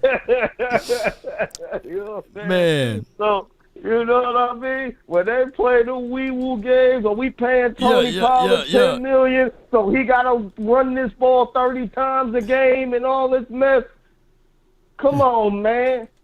We got the talent. We got all that. It's Stephen Jones and Jerry Jones playing contract games in the game. It's a game. It's always going to be a game. And y'all need within to stop talking, oh, Dak Prescott this, Dak Prescott can't take it. It's Jerry Jones and Stephen Jones playing contract games in the game. That's why we can't win. They're going to do that. That is why. I don't care what coach you get in here. Same thing. If you don't believe what I'm saying, go back in the years and look at the seasons. You'll see what I'm talking about. In the words of these football players, not everybody's lying, right? It's a truth somewhere. It's a truth somewhere in there, and of course they would say it after they gone. You ain't gonna really say it while you're there. You getting money, you know? Why you cut your nose off to spite your face? Yeah. But the move that D-Law did was a money. Look, I don't blame him, bro. Me neither. Dog, I would have did the same thing. $40 million. Okay, I'm gonna play the games y'all play. I ain't getting my shoulder worked on. Forget that. Y'all gonna pay me. Pay me. Come on, dog. And I'm talking about the recent one, when he had the negotiation with Stephen Jones. Oh yeah, I'm gonna go see your daddy. I'm gonna go to dad, man. I'm gonna go to dad. Loves me. I'm gonna go see your father. I'm going to the fathers, man. You know. Shit. And when he go, oh boy, ain't nobody getting paid over there. Ain't nobody. They don't just squeeze the quarterback, people. They squeeze everybody. Man. Everybody. We pay. You can work in that building. Yeah. You the janitor. You getting squeezed. You getting squeezed, dog. Everybody. And the craziest thing of it all, 100, is that D-Law in the last 3 years, I want people to do their research. He counted more against the cap than anybody on the team in the last 3 years, until last year. But until last year, you know. But another year, like 2021, he counted. Restructuring. Yeah, 2022, 2021, and 2020. He counted. He counted more than anybody on this team. He counted like $28, $29 million against the cap. So I mean, come on, you know. If you think you're going to restructure my contract every year and think I'm not going to collect that money, you crazy. Yeah. All that restructuring they do too. Come on, man, you gotta count that. Oh, why is this so much money they owe? Because they want to restructure every single year. They restructuring everybody contract, pushing that money down the road on everybody. Yep. And you want to talk about the pie this, the pie that. We calculate 5 years down the line. We know what's going to be this and what's going to be that. Stop lying, Steven. Because if you did, you wouldn't be restructuring every year. That's an old pie, bro. That pie. Man, what kind of pie this is, man? I'm going to tell you right now. I'm not to cut you off. It's your show. But, man, you know, I wouldn't be surprised if they get a wide receiver in the draft. You know why? Because they paying CD Lamb, and they gonna try to push him out. I'm telling you, bro, they gonna get another wide receiver because now let's get this wide receiver ready so we can push CD out a year from 2 and not try to pay him the rest of that contract. That's how they do. Do we need a wide receiver? No. Get that offensive line ready to rock and roll. But they're not going to do that. They're going to get a wide receiver so they ain't got to pay CD. They tried to do it with Dak, but it ain't work because Trey Lance trash. If Trey Lance was good, he would be the backup right now. He's not. He's trash. Hey man, leave Trey Lance alone. How trash is Trey Lance though? Come on, 100 grand. How you gonna do Trey Lance catching strays? Wait a minute. Jerry Jones work. If Trey Lance was able to win them games like Dak is able to win them games, Trey Lance, you would see. Trey Lance, but the only thing I'm push back on is a little bit. They won with Jimmy Garoppolo. They went to the Super Bowl with Jimmy Garoppolo. Listen, Law. Talk to me, man. Talk to me. Two different factions going on. Okay. They don't do what we do over here, Law. Yeah. They operate off of money over here. Money. If you cheap, you play. If you got a contract, if we just pay you, yeah, we gonna give you all the balls we want because we gonna get our money's worth out of you. But the minute we got the opportunity to cut you and save a lot of money, guess what they do? They go get the new young boy to get you out of here. Right. Let me know. No. You right on the money with this because it goes back to my guy, man. He does a great job with the conspiracy talk, and I do love it. My guy, Boss Cowboys Sports. Salute to him. Go find his page, y'all, if y'all haven't heard of him. He said Cowboys, they don't draft to compliment, they draft to replace. And most teams, I know when some people going to hear this and they going to say, damn, that's what all teams do. But no, hear me out and hear him out.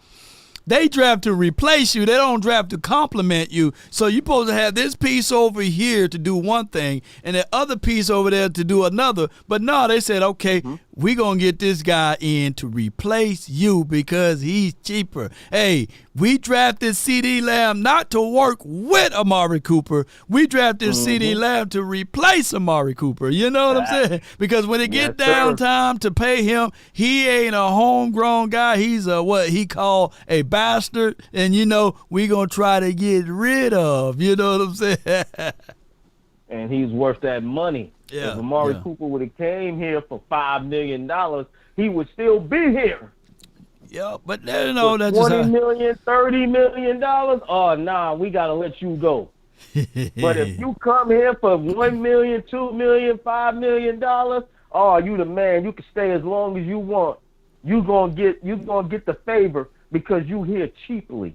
Yeah. But when it's time for you to get paid, we already drafted homeboy in the draft that got a year under his belt, 2 years under his belt. So now it's time to cut you now. Because now you trying to get that, we going to not pay you the rest of that contract, or either you up for a contract and we going to let you go. We going to use him as leverage against you to try to get you to come lower, and if you don't, we going to let you go. That's what I'm telling you. Don't be surprised if we draft another receiver. It won't be to help, it'll be to replace CD Lamb. I'm telling you right now. And you got some stuff to back that up too, man. And we're gonna have to do. The reason why Gallup got paid was because he was here cheaply. If Gallup would have never got hurt, he wouldn't be here. Man, man. Man, don't hit me with the truth. It's too early, man. Appreciate you for calling in, bro. 100 grand with the plan, man. Shout out to you, man. Yes, indeed. True story. They drafted Taco Charlton to replace D-Law. not to compliment D-Law. And D-Law was like, all right, y'all going to draft somebody? Look, they play on the same side of the field. Can you imagine if they said, you know what, we like what D-Law is able to do, and at that point I don't blame the Joneses to a degree because D-Law was messing up. He had got hit with a PED. He got, he was kept getting hurt or what have you. But the moment they said, okay, we finna draft a guy that can replace D-Law, D-Law showed his you-know-what. That year he had double-digit sack. The next year he had double-digit sack. And Taco was looking like some tacos. You know what I'm saying? Speak on which, this is my guy Savage Beer Game. Appreciate you. Speaking of which, don't we still owe money to Zeke? Yeah, we owe about $6.5 million to Zeke, right? But here's the thing, though. When we talk about this, and I want to bring this up only for context, and I'm not saying that Dak Prescott is not capable of doing this. I'm not saying that, right? But what I'm saying is that you're going to always have friction. Always going to have frictions as it relates to playing quarterback position. Can y'all let me know who is the best quarterback in the National Football League right now? Who's the best quarterback in the National Football League right now? Hands down. Can y'all put his name down? I want y'all to put his name down in the chat. Can y'all put his name down? Do I have to say it? Y'all know how to spell it? Just put PM down if you don't know how to spell it. Okay, Patrick Mahomes. Oscar, 15, or put his number down. Okay, Pat. Okay, Mohawk. Yeah. I would take all of those answers, right? All right, so he is by far the best quarterback in the National Football League. And his players on his team will still chirp at him. And he going to have to lay it straight to even them. Pay attention to my guy. He does a great job, man. The Jump Boy Media, man, if y'all haven't heard of him, go to his YouTube page. He does a great job, man. And I want to pull this up, man, real quickly. Y'all bear with me. I'm finna pull this around, and we're going to put this on the screen, okay? Jump Boy, he goes over all of this right quick, and let's see if we can play it from the beginning. And listen, watch, pay attention. Number 4, Rashid Rice, was wide open. And this is when Mahomes releases the ball, and he could hit him right in the chest there. He could probably lead him. Also, the snap wasn't great. It's kind of on the ground. It bounces. So as soon as that happens, Mahomes grabs it, and he's just like, I got to get rid of this and make a safe throw. You can see Mahomes say, hey, motherfucker, he rolled the fucking snap to me. All right? So I had to get a throw off. He rolled it to me, and he's like, all right, let's do then. Let's go then. All right, let's go then. Number 4. So sometimes in a game, I need, and I'm not beating up Dak Prescott, by the way. I'm not beating him up. But sometimes you got to let your nuts hang. You got to be able, he is the best quarterback in the league, man. And you going to try to come at me? Huh? You gonna try to come at me? He rolled I ain't gonna cuss like dude did, but he rolled the effing ball to me. So I had to get the ball out. But I shouldn't have to explain to you, or you'll be playing football in Pelican Bay. Shoe program, right? So you sometimes gotta let them know I'm gangster right here. This is my team. You need that sometimes. And on the opposing side, the wide receiver still got to chastise his own quarterback. If you can't have that interaction without getting into your feelings, you would never win. Oh, man, that was a good piece by John Boy to split that up like he did, man. D'Angelo says, look at Jalen Smith was paid and Micah was drafted and Jalen was cut a couple games of that season. Yeah. Boy, D'Angelo, boy, stop, boy, you better stop digging too deep into that. Boy, you fool, right, that rabbit hole goes deep, man. What if we brought back Zeke and get Henry? AJ, that is a possible thing, right? But both of those guys do similar things when you get down inside the 20, right?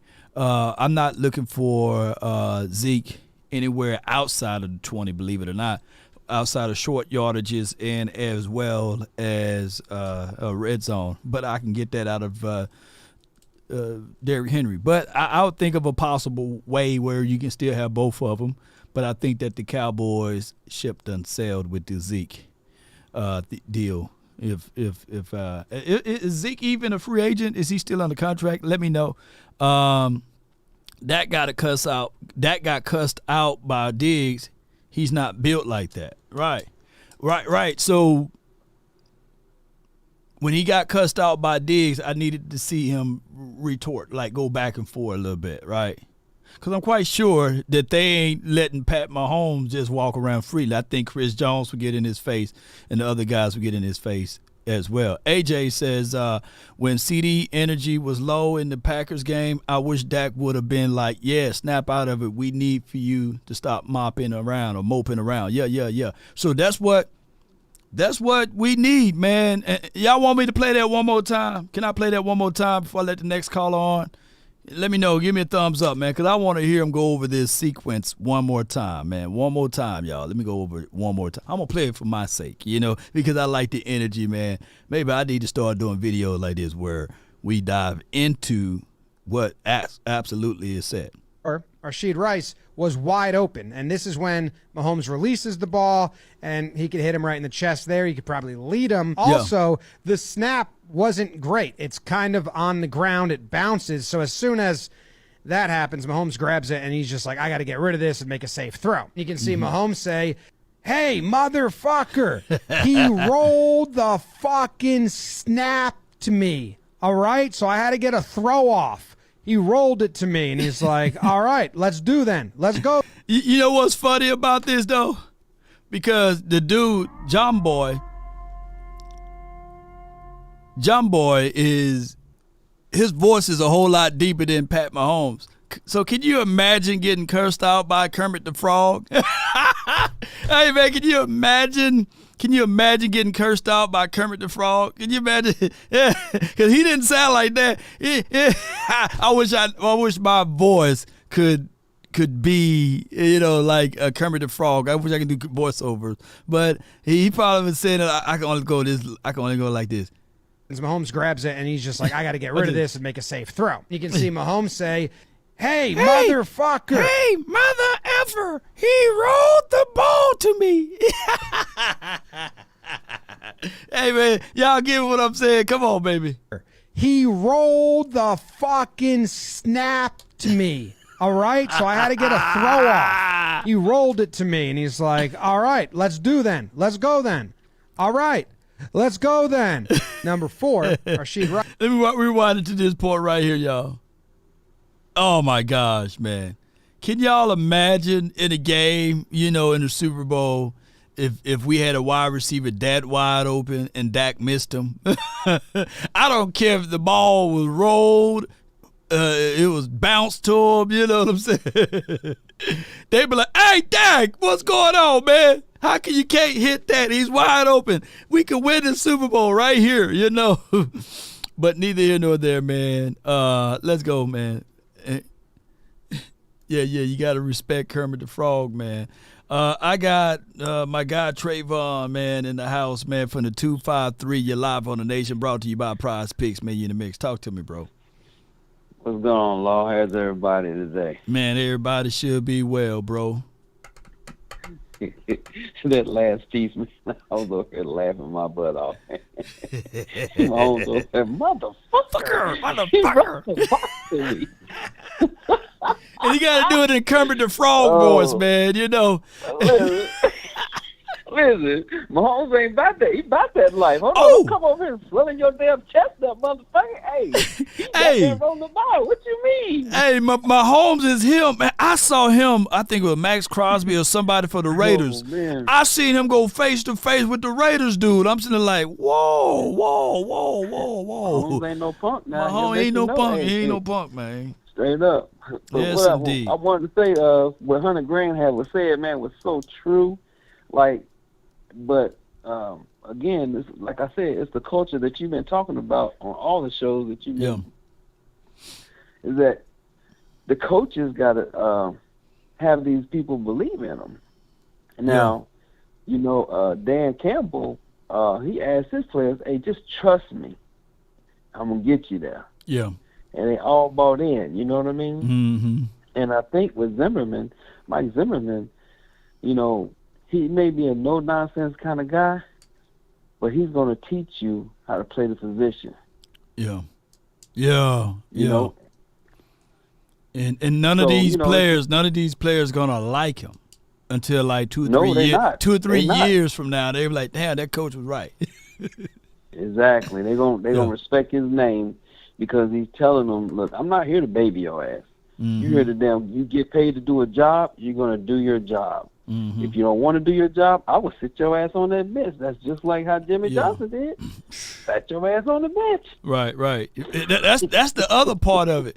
Everybody giving Jimmy Johnson's praises now, but I remember in 91 and 92, they were like, man, that dude crazy, man. Listen, I'm trying to tell you, but that man knew psychology. He knew how to he knew how to motivate his players because not everyone was the same. He knew each individual player and how to get them to do their job and how to motivate them to get their job done. Mm-hmm. And the way he communicated it, he communicated to the whole team, but when he talked to you individually, he talked to you differently. Yeah. And what Michael Parsons is, if you want to say you're a Lion, go out there and be a Lion, but also be a Lion on the sidelines with your defense. Yeah. Like Lawrence Taylor was. He was in their face. Let me ask you this, though. Trayvon. Like some crazed dogs. Trayvon, let me ask you this, though, Trayvon. Let me ask you this. Yes, sir. Mm-hmm. Heading into the playoffs, you know Jimmy Johnson would cut somebody, right? Just to wake the team up to get that extra motivation. Right. Who he would have cut heading into the playoffs, man, versus the Packers, and to just wake up everybody? Who you think he would have cut on the team? Who he would have cut? Yeah. Oh, man, that's a good question. That's a damn good question. He wouldn't have did like the Rashaan Evans type of cut. I'm talking about, straight up like, oh, wow, this dude, he came home and he cut, dog. Now, I would have said probably Bell. One of them. No, I don't think Bell. I'm talking about before. I'm talking about before the Packers game, not after the Packers game. Oh, before the Packers game. Yeah, before the playoff even kicked off. Who he would have cut just to set the tone? He probably would have. Somebody said Dak. At home. Y'all crazy. No, they said he cut Dak. Hell no, he wouldn't have cut Dak. Shit. Hey, it could have been any one of those. I'd probably say to shake him really up, he probably would have cut D-Law's ass. I don't think he would have cut. I don't think he would have cut. You don't think he cut D-Law? I don't think D-Law is Kirby Richardson. You know what I'm saying? He would have cut somebody on the stance of whereas they would have been. You know what I'm saying? Because D-Law all the way up until before the playoff game. Remember, D-Law was putting up good numbers, man. He put up good numbers in the last 2 or 3 games. Yeah. But I just wanted to throw that at you, man. To see where you did. You threw it. I threw it at you. You're like, you talking about cutting star I ain't gonna players? hold you. I was like, shit, it could have been any damn body because I know if you remember, when Emmitt Smith was acting up, he sat his ass on the bench for a series. He sat him on the bench. Like, you don't over there, have a seat. Yeah, but he pulled him out for a series. Yeah. He pulled off. He pulled off and left Irvin. He shit at the airport or something like that. Yeah. So I mean, he'd do some things though. But this modern day times, these players be on Twitter and Instagram. The thing is though, this is the whole point. He letting you know this is my team. Yeah. We gonna get it done my way, or you can sit on the bench. Yeah. Because my way is gonna get us where we need to be. I didn't get that Super Bowl by being a nice coddling guy, coddling you and babying you. No doubt. You have to put the work in. Yeah. You know what I'm saying? And I was listening to Michael Parsons' podcast when he had CD Lamb on there talking about, man, we gotta get together, bro. Y'all should have been doing that. Why are you talking about it now? Yeah. It's too late to talk about it now. Your ass is on the sideline. Somebody else playing in the Super Bowl. That's what we now. That's the one thing. Ago. That's the one thing when you see the young fellas versus the old Right. fellas. We've been yelling like, "Hey, y'all need to get this stuff together." We would tell them what they need to do, but they won't notice it until it's over with. Right. Yeah, watching somebody else doing that dance when they could have been that dance. Like we would tell them like, "Hey, dog, she ain't the one, dog. I'm just letting you know she ain't the one." These young fellas be like, "Nah, she's it, man. I'm buying her everything." Dog. Yeah. She ain't the one. We try to look out for them. They get their heart broken down the stretch. Like you said, it's not a problem with having a podcast and all that. Right. But put the work in, man. You got natural born talent. But everybody needs to, like the iron sharpens iron, steel sharpens steel. You still got to get in that doggone film room and get your knowledge base down. Like Zimmer was saying, you have to speak the same knowledge I'm speaking. We have to have the same communication. If I'm speaking this way and you speaking somewhere and I don't understand what you're talking about, we're not going to get it done. We have to be on that same length mentally, and we got to be able to communicate the same. If our communication's off, ain't nothing gonna work. No doubt, man. Because you coming to the sideline telling me some shit, I'm like, what are you talking about? What are you talking about? What is that? But man, I appreciate you, man. I thank you for calling in, man. Good call from you. No doubt, man. How about them Cowboys, baby? How about them, baby? I think Trayvon, he's right about a few things, but one thing we gonna say is that Parsons do put in some work though. Off season, that dude running speed ladders drills. He working with a lot of players, Hall of Famers, offensive line guys and defensive tackles and defensive line guys. He working a lot, and I think that the only vice that we have with Parsons is the perception. It's going to equals reality. People already make sure that they're going to give their best when they play the Cowboys, and now you throwing in extra spices because they know you finna talk about them. They gonna come at them. That just come with the territory. All right, I got last but not least, man. I got two people there, but I got my guy. He been waiting here. MJ from the 206. You're live on the Nation, man. Talk to me, man. Talk to me. What up, Lord Nation? What's good with you, bro? The Lord Nation. Crybabies, all the crybabies on here. Wait a minute now. All you guys do, you Big Game James. I ain't never seen so many crybabies. I guess y'all rather be 5-11. Now, if we was 5-11 or 6-10 or 7-9 for 3 or 4 years, then yeah, y'all could tear these boys up. But you can't say, excuse me, Springer, y'all can't say shit. 12-5, 12-5, 12-5. Okay. It's up to the players to do what they're supposed to do. Your boy Dan Quinn sold you guys out. Y'all favorite coach. You and Big Game James. Dan Quinn was your man. And I kept saying this for the whole year. I knew a year ago, I said, this guy's a bum. And he bummed y'all out. Then he tried to steal all y'all coaches. Now, y'all gonna be mad. Dan Quinn finna have a killer defense, y'all, because now he got the 2 big tackles that he always wanted. Let me say it to you fools again on here. He kept that bum 96, got rid of Bohanna, got rid of Big Country, then used it, and then got rid of Harper. They all played his linebackers. And he got the first, he got the cake to the cake. They gave him the cake. He thought he was going to be the coach here, and he wanted to be the coach of the Cowboys. So, and he wasn't even going to get the red kicker. If that coach from Detroit would have took that job, we still would have had that sorry bum here. And then look what the message got. The coach. What about number 33? What about him? Which one, the linebacker? Yeah. He needed. Oh no, he probably needs to. It seemed like he can't read. He can't read the line. So probably my boy gonna teach these guys. Now this is what it's gonna come down to, y'all. Break it down. Jerry can't do nothing about it. Stephen Jones can't do nothing about it. this guy gonna put on the field who he gonna play. He ain't gonna play what Jerry wanna play, and I don't care what y'all say. And I'll put up $1,000 right now against both Cowboy, Big Game James, and you, Law Nation. I'll put some fucking money on it that whoever he draft, that's what he gonna play. Because if they don't read defense, this coach is not gonna play your sorry ass.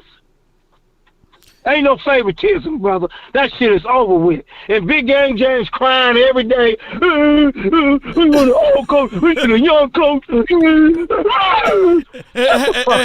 how I'm crying. That's Big Game James crying. How me and Boss Cowboy crying right now. But y'all be coming on and keep talking about that money, man. I don't hear about that. Fuck that money. He gonna play. Look, Jerry Jones, thank you for paying the guy with the bad leg. He made that guy a multimillionaire. Thank you for helping my brother out. Even though he was the linebacker, he was trying to get him back. Thank you, Jerry Jones. Thank you, Jerry Jones. He tried to help Pac-Man Jones. Thank you, Jerry Jones, for trying to help all the brothers that didn't make it, and you made them rich. We didn't like it. You guys don't like it. A lot of people are haters. So, and he paid number 13. He paid him. So now he got to get rid of him. He know he's about to cut the guy, and the guy know he's about to get cut. He made the guy rich, so shut up. We don't need no receivers. His first pick is going to be the center if nobody don't get him. If the Oregon center's there, that's our first pick. Now we set. You bring Big you bring my 77 back. You bring Lionel Collins back. You bring 71. Mix them in with them young boys, and then you play Richardson at the left tackle all preseason, so he can get used. You see what I'm saying? So he can get used, because you know he's gonna start 77, but you start Rich, and then let my big man give some linebackers in here with some with some big D tackles, and then Law. Law, did you hear Law? Keep going. Look at what he said. So every fans listen. The coach, and this is what I was waiting for. He said, yeah, number 7 is good, but there you go, y'all. The but.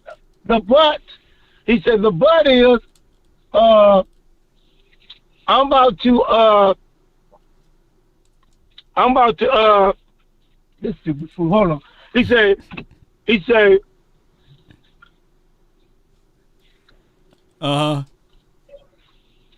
said number 7 take too many chances.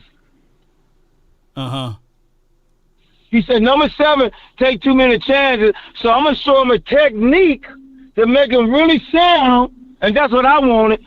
He said I'm gonna make him really sound to hold on. He said I'm gonna make him really sound to make him a good corner, so he don't give up a lot of big plays, and stop trying to go for interceptions, because he get caught on them, when they fake, they gonna throw it, and then that's how he get burned. He finna show him the technique, him and 26, to make them even sound. That's when your defense will be getting off the field, Cowboy fans, on 3rd down, and the middle of the field is harder to throw on him. And the Cowboys defense got killed in the middle of the field all year because of Dan Quinn with that pretty boy stuff and getting his butt whooped with that pretty boy stuff. So I'm glad we got the OG, because the OG know what he's doing. Right. I'm so happy he got rid of. And Big Game James keep crying. Ooh, Big Game James, oh man, I don't feel good. Calm down. And I hope Big Games listen. Oh man, mama, I want a young coach who's old dude. Retread. And retread gonna get your damn defense a top 5 finally. And all the dummies off the field. Look, all the Cowboy fans tired of it. We getting rid of all the dummies, and we getting rid of all the penalties. This way, we could fucking go to a Super Bowl, finally, with the dumbass coaching, with this pretty boy shit. Excuse my French, nah, you I good. get tired. You gotta talk to me, man. Show all them fools on your Instagram my picture. I'm 60 goddamn years old, and I work out. Show my picture, Law. I look better than most of all you motherfuckers. I feel you, man. I feel you, man. You tell Big James, I'll put up $1,000. Yeah. I will pay him $1,000 fucking dollars. So MJ, at the end of the day, it's the coaches, man. It's not the Jerry Jones. Is the coaches? No, it's the damn coaches that are on the fucking court. I'm sorry, those coaches. They coach with a lot of players. Can't coach, get out schemed, And Jerry paid out, man. And then he got rid of our whole defense. And he playing all them 200-pound linebackers. The quarterback told y'all the game plan. Let's run out there because they ain't got no linebackers. They sorry. That's what he was saying. He said they fucking sorry. That's what he was telling Mike. We knew y'all guys was soft. We know y'all was some busters. So we knew we was going to run right at y'all because y'all sorry. And then I'm seeing the tape that he playing against Minnesota. He sacked that motherfucker about 7 times with that scheme. That fucking, excuse my French, Cowboy fan. In closing. Yeah. Look, agree to all the Cowboy fans. That coach put a scheme against Rodgers, put a scheme against your number 7, the quarterback that made us look stupid for Green Bay. He sacked him about 7 times. They didn't know what he was doing. He played 3-4, 4-3, and he was sucking the hell out of him. And Dan Quinn with that cute shit, getting our ass ran over. Yeah. And closing, how about my man, OG, like me? I'm going for the old dudes, because we know what the fuck we talking about. And all them dumbass Cowboy fans, those suckers, y'all go over there to the Redskins. Go to the Redskins. Go to the Atlanta Falcons, 4-12. Stop fucking complaining. We 12-5. We just need something to get over the hump. Now we got an ankle leg. Let's take it on. How about them Cowboys? Cowboys? That's MJ.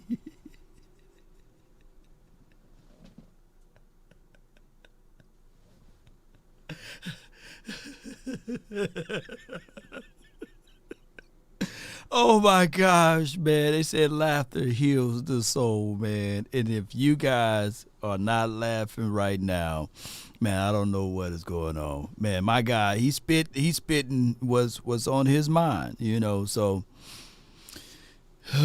hey man, hey Dan Quinn, the sabotage man, and Dan Quinn was my boy, man. He was my boy, man, and he was boss Cowboy boy. He was Big Game James to a degree, guy too. Until the term that boss used, he had to lift up that skirt. I ain't lift up no skirt, but Dan Quinn got in his own way, y'all. He got in his own way of not getting a real linebacker in the building. And then he got uncreative with Parsons, and it came back to bite us. I think that Dan Quinn established a relationship with most of these players, and he was not able to get off of that relationship to do what's best for this team. Now, there have been some players to speak amongst themselves that not everybody was all in with Dan Quinn with that part of it. But and just to be fair to my guy, and I see how boy 95 says Big Game just say prove it. It's not like Big Game James is doubting what Zim is going to be able to do, right? It's not like he's doubting the Dallas Cowboys. He's a diehard Cowboy fan. Just to be fair to my dog, Big Game James. And 804, I had to catch you on the next round, bro. But now I'm going to try to squeeze you in for a quick second. 804, you live. You've been waiting here, man. Talk to me. Yeah, Lo, what's up, man? Hey, MJ, a piece of work, boy. You had some phone waiting on there. I'll make you the last caller. Man, that man got a rocket in his ass, man. God, yeah. But let me ask you this, though. Yeah. You got me up in the background. Just turn me down a little bit, or mute me in the back. Okay. I'm actually driving, Lord. A little muffled, man. A little reverb. Okay, let me just ask you this though, and then you respond. Yeah. Do you blame Big Game James, or nah? I don't. Thank you. And that's all I'm saying. I agree with Big Game James. I'm just the type of person I'm gonna talk about it on the front end, and I get how Big Game James is looking at it on the back end. There are jobs that you get that you're gonna be in what they call it for the first 90 days. I forgot what they call it. Probationary period. Yeah, and that's what the Cowboys on. The Cowboys played so terrible that you had no choice to put them on probation. And Bevel Big Game James, I want to see. And guess what? The crazy thing about this probation, that is not 90 days. This damn probation is all the way till you get back to the postseason. And I respect that. I respect that. But go ahead. Hey, no, man, I got one question. Look, ask me that same question you asked Trayvon. I got an answer for you. That Jimmy Johnson was the coach, and he cut somebody right before the playoffs. That one player. So that one player for me would have been Jaron Curtis. I would have put him on the plane and got him up out of there, man. That would have sent a message to the whole locker room. Yeah. And to me, as lifelong Cowboy fan, MJ is right. You know what I'm saying? As far as I'll say this, it's like 50-50 for me. Our team, to me, is soft, man. We like will, and we like just the dominance. Like this year, we answered the bell on beating subpar teams, right? But we folded like a chair playing the good team. Right. And that's a confidence issue. That's a lack of dog within you. And that's a lack of something that we don't have, which is a true leader on our team.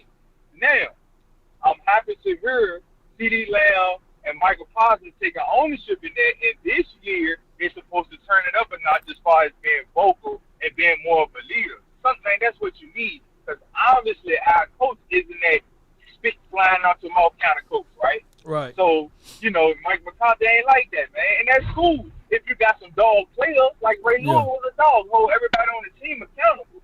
We like that, but unfortunately, that's what we need.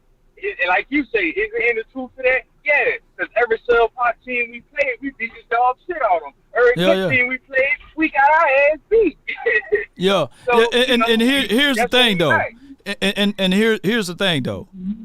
I think that what MJ is saying is ultimately right to a degree because the owner don't call the plays. He's not coaching the team.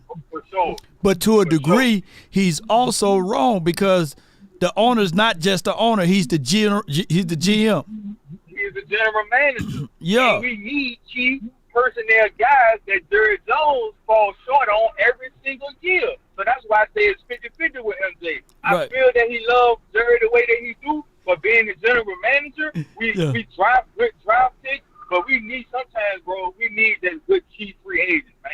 Look, every other team do the shit, find ourselves going making a deep playoff run. Obviously, that recipe works, Jerry Jones. Right. That's all we saying, man. Yeah, but man, I appreciate you, man. Thank you so much for calling in, bro. Thank you. Yeah, man. Take care, bro. No doubt, man. Good call from him, man. I got to bounce up out of here. But I wanted to say this, man, and I thank everybody for calling in. I really do. Two things can be true, y'all. And I'm not making it easy for either MJ nor Big Game James. Both of those boys have every right to feel their way that they feel. Right? Y'all have, like, the people that follow this channel, y'all have every right to not support the Cowboys. And then you have every right not to jump back on when we are winning. You know what I'm saying? Win, lose, or draw, I'm going to be here. That's what I'm telling y'all. I'm going to be here. Win, lose, or draw. I'm going to do this whether or not YouTube, Facebook, even drop a bag off to me, you know what I'm saying? Or some sponsored content creator going to drop a bag off, or whoever, you know what I'm saying? Prize Pick and beyond. I'm going to be here. This is what I do, right?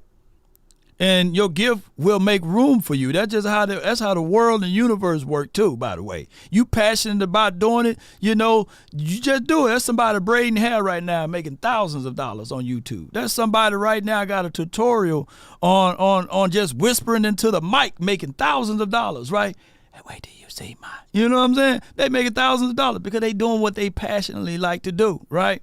So don't get mixed up with passion about, what I do, about what the team's success is, because I don't have no control of the outcome of the game. It's DC for life. Like, I got no control of what Jerry Jones ate this morning, right? Whatever they got up and drunk Johnny Walker Blue or the alleged stuff that he's got going on, I got no control over that.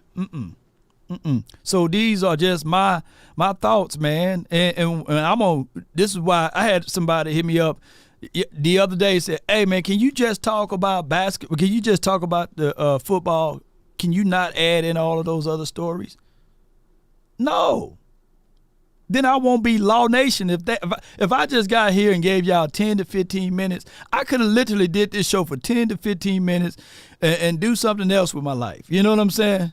And trust me, I can do some good stuff with my life right about now. And I got a lot of time and a lot of little coins that I can do some stuff with. I can go travel. I can go across the world right now. You know what I'm saying? Belize. I can go to Montego Bay right now if I want to, right? But I'd rather do this. This is what I like to do right now. You know what I'm saying? When you have options, you have that ability right there. You know what I'm saying? It's just the stuff that I work hard at to get to this point that I got options and I'm free to do it. Now that's not me flexing, but that's just me working hard enough to get to that point in order to do it. So Jerry Jones got the same options. But it's even more abundant for him. He's a multi-billionaire. So if he want to next season have everybody to wear these helmets, he can do that. He's the owner. He can have everybody have these helmets if he wanted to, because that's his options. That's the hard work and dedication that he wanted, that he got for this team, right? And all we can do is just sit back and talk about it, right? Yeah. Lesay says nothing is higher than the stars but God. Yeah. So heck yeah, ain't nothing higher than the stars but God. Yeah. So. I get the point that Big Game James is making. Like, I need to see it, and then I can't just wait for week 2, week 3, week 4 because they done bamboozled me. So I need to see it in the postseason, and then after the postseason, I need to see it, I guess in the Super Bowl. It's Super Bowl or bust, right? Because I'm quite sure he would not be satisfied if we go all the way to the NFC Championship game and still lose, right? He would not be satisfied if we go to the Super Bowl and lose. MJ will, because MJ just said, hey, man, y'all crying. We were 12-5, 12-5, 12-5. MJ will be satisfied with that. You know what I'm saying? He'll be satisfied with us going back to the postseason, winning a game here or maybe losing there, and it's back to, hey, man, y'all need to stop whining and stop crying. That's where it goes from, But and it's not wrong for him to feel that way, right? And some people are in the middle. Win, lose, or draw, I'm going to be here, dog. I'm going to be here. I'm not satisfied with none of the players on this team. I'm not satisfied with what Dak Prescott did. I'm not satisfied with Dak Prescott, what he said after the postgame. Y'all heard me say, give videos after videos saying I'm not satisfied, right? I'm not satisfied at how Tony Pollard looked. I'm not satisfied not just with the individuals, though. I'm not satisfied with how Coach Mike McCarthy and I, for dog sure, not satisfied with what Dan Quinn exhibit. Man, I've been around businesses, man, and I know people. If anything I know for sure, I know people, man. I'm a people's person. I'm from Mississippi, man. Mississippi folks, we know people, man. And nowhere on this God's green earth or blue, however you want to look at it, that he had his full focus on Green Bay Packers. No way. No way. No way y'all can sit down and tell me that he had his focus on the Green Bay Packers. That dude already checked out. And one can argue he checked out in that Bills game. He checked out. He already saw where everything is heading. Dude went on 5 interviews. And you gonna bring him back? Cowboys didn't make no moves. They say, okay, if he wanted to, if Dan Quinn wanted to, he can still be here. and they didn't see the warning signs. He went on 5 interviews. And that's right, Dramatic. Jacob. That's the one thing we happy about the kicker. DC Worldwide, come on, baby. Shout out to you. You let your lady go on like 5 dates.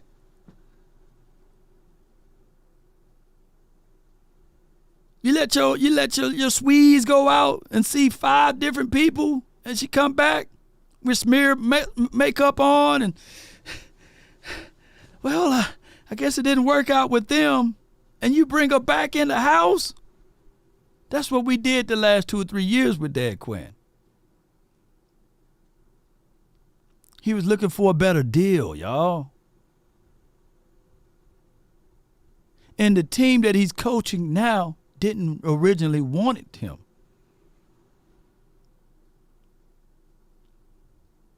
But he refused to come back.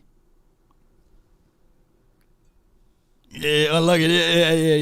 It probably was a crazy analogy, though. But it's touchable. You know, somebody can feel it now. You know what I'm saying? That's why it's so crazy. You know what I'm saying? You know, that's why I had to use that one. So it could be relatable. Yes, indeed. And then his first move is to take pieces from your team. Man, you know, that's sabotage. That's sabotagery. You know what I'm saying? Ain't that right, y'all? Come on. Shoot.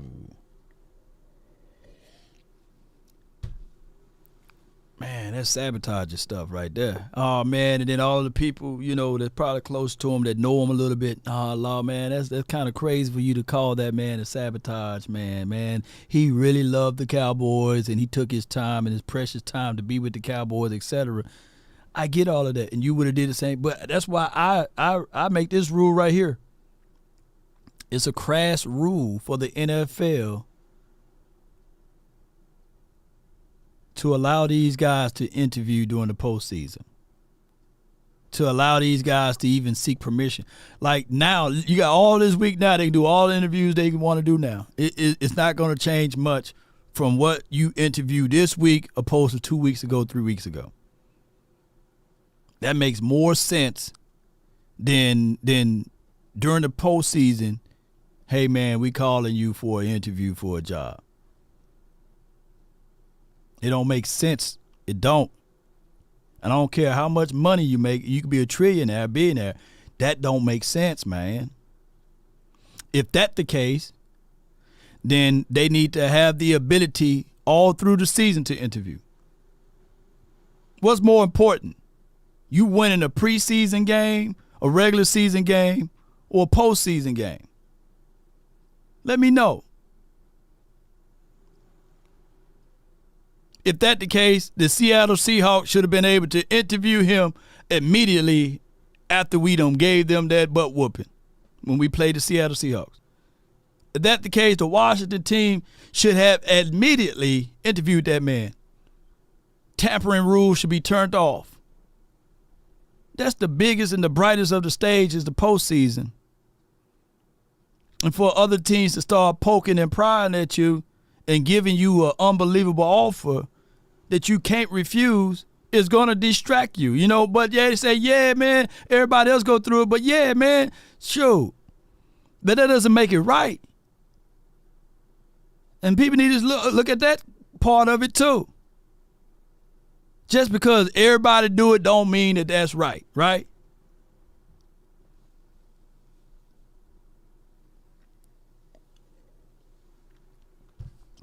That's just what it is.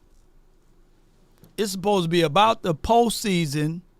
It's supposed to be about ultimately winning that game and focusing in on that game.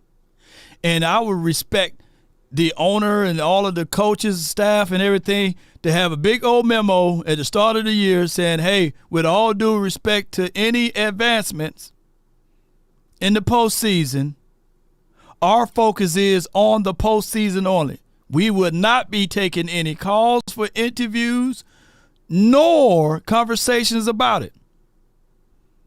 It's in the contract. That would be my first thing I put in the contract. You can go work for a company And they got non-complete clauses in there for a reason, man. You can't just be working for AT&T and then quit AT&T and go to Verizon the next year. No. You got to wait your time. You can't be working for a radio station, Hot 9-7, the beats, and then say, okay, I'm going to go to 105. You're going to have to wait for that non-compete to go through its process. Why? Because there's tangible information. There's more and more knowledge and information out there. Because what will happen here is that what you think Dan Quinn told Joe Witt Jr., hey, if I get this job, I'm looking out for you. What do you think he told Al Harris, man? Hey, man, if I get this job, man, I'm going to take a real good look at you, dog. Aiden Dirty, keep your head on the swivel, man. I got you, man. Hey, when I get this job, and then they asking, hey, did you get the job? Did you get the job? How did you do in the interview, man?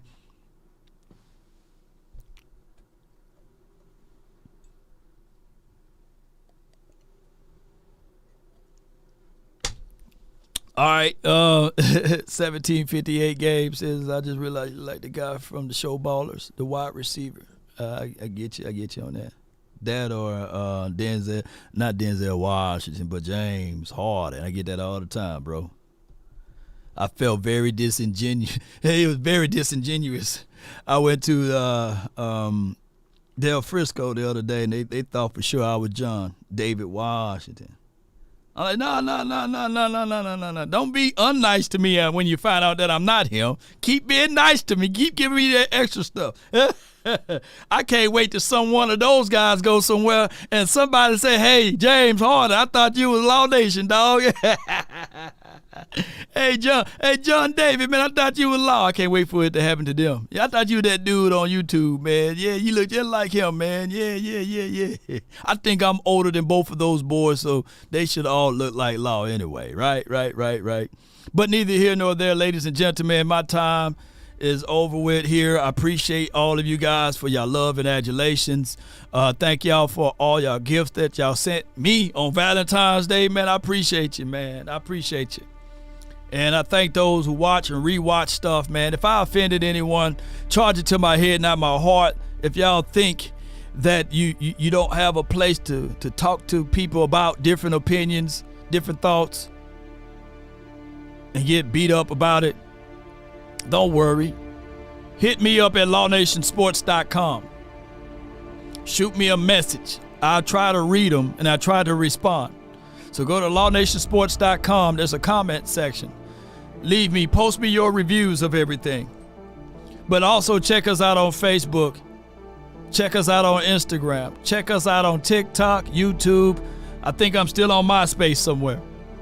The X app, we're everywhere. But I really appreciate each and every last one of you all. Although we have a difference of opinion, at the end of the day, this is entertainment. This is sports. They probably do sit down with a ballpoint pen with a sheet of paper and they go over, who do you want to win the Super Bowl this year? What would be the most storyline that we could talk about? What area of the country needs to be revisited? Right? How can we help the economy out? Okay, if we build this massive stadium in Vegas, can we have a Super Bowl there to pay off some of this stuff? It's funny how they keep having the Super Bowls in Miami and New Orleans. There's other parts of the world versus those two locations. But maybe that's the script. I try to tell people these stories so that you guys can relate. They say even a prize fighter, when he's down, he continue to swing. But what about that man that climbs to the top of the mountain? Jim Rowan says, when the end comes for me, let it find me conquering a new mountain, not sliding down an old one. So let's continue to figure out new ways to accomplish things. Go read a book that you never read before. Open up your mind to things that you never done before. Take up sewing during this off season. Try to regroup and rethink the processes of life, whether the task is small or big. Learn a different language if possible, but don't get stagnant. That's when growth stops, right? So ladies and gentlemen, culture need to be changed. Change you can believe in, right? But it starts with the mindset. The dedication and the hearts will start to flow once the mind think. So once you think of a thing, go to it and attack it at all costs. Yes, indeed. Big brick by brick, Aaron. Yes, indeed. My mom would love for me to say this quote. Les Brown said at the end of his closings of his speeches all the time. And this is the first Valentine's Day that I was not able to give my mom flowers. So it hit me later on last night. It hit me by like a ton of bricks. But I know she would want me to say this. If you want a thing bad enough to go out there and fight for it, to work day and night to give up your time, your peace, and your sleep, if all of your desires of it makes you quite mad that you don't get tired, and it makes you hold everything tawdry and cheap, if life itself seems empty and useless without it, and all that you scheme and dream is about it, if you will gladly go out there and sweat for it, fret for it, or plan, or to lose all terror of your mind, if you would simply, just simply go after the thing you want with all of your capacity, strength, and sagacity, with faith, hope, and confidence, and stern pertinacity. If neither cold or poverty or famish or fame or the sickness of your body or brain can turn you away from the things you want, if dogged and grim and besieged and beset, with the help of Almighty Cowboy Nation and everyone that's listening, you will get it, Cowboy Nation. I really appreciate y'all, man. Let's go, Cowboy Nation. Let's get it. We about one love. DC for life, baby. Not for short.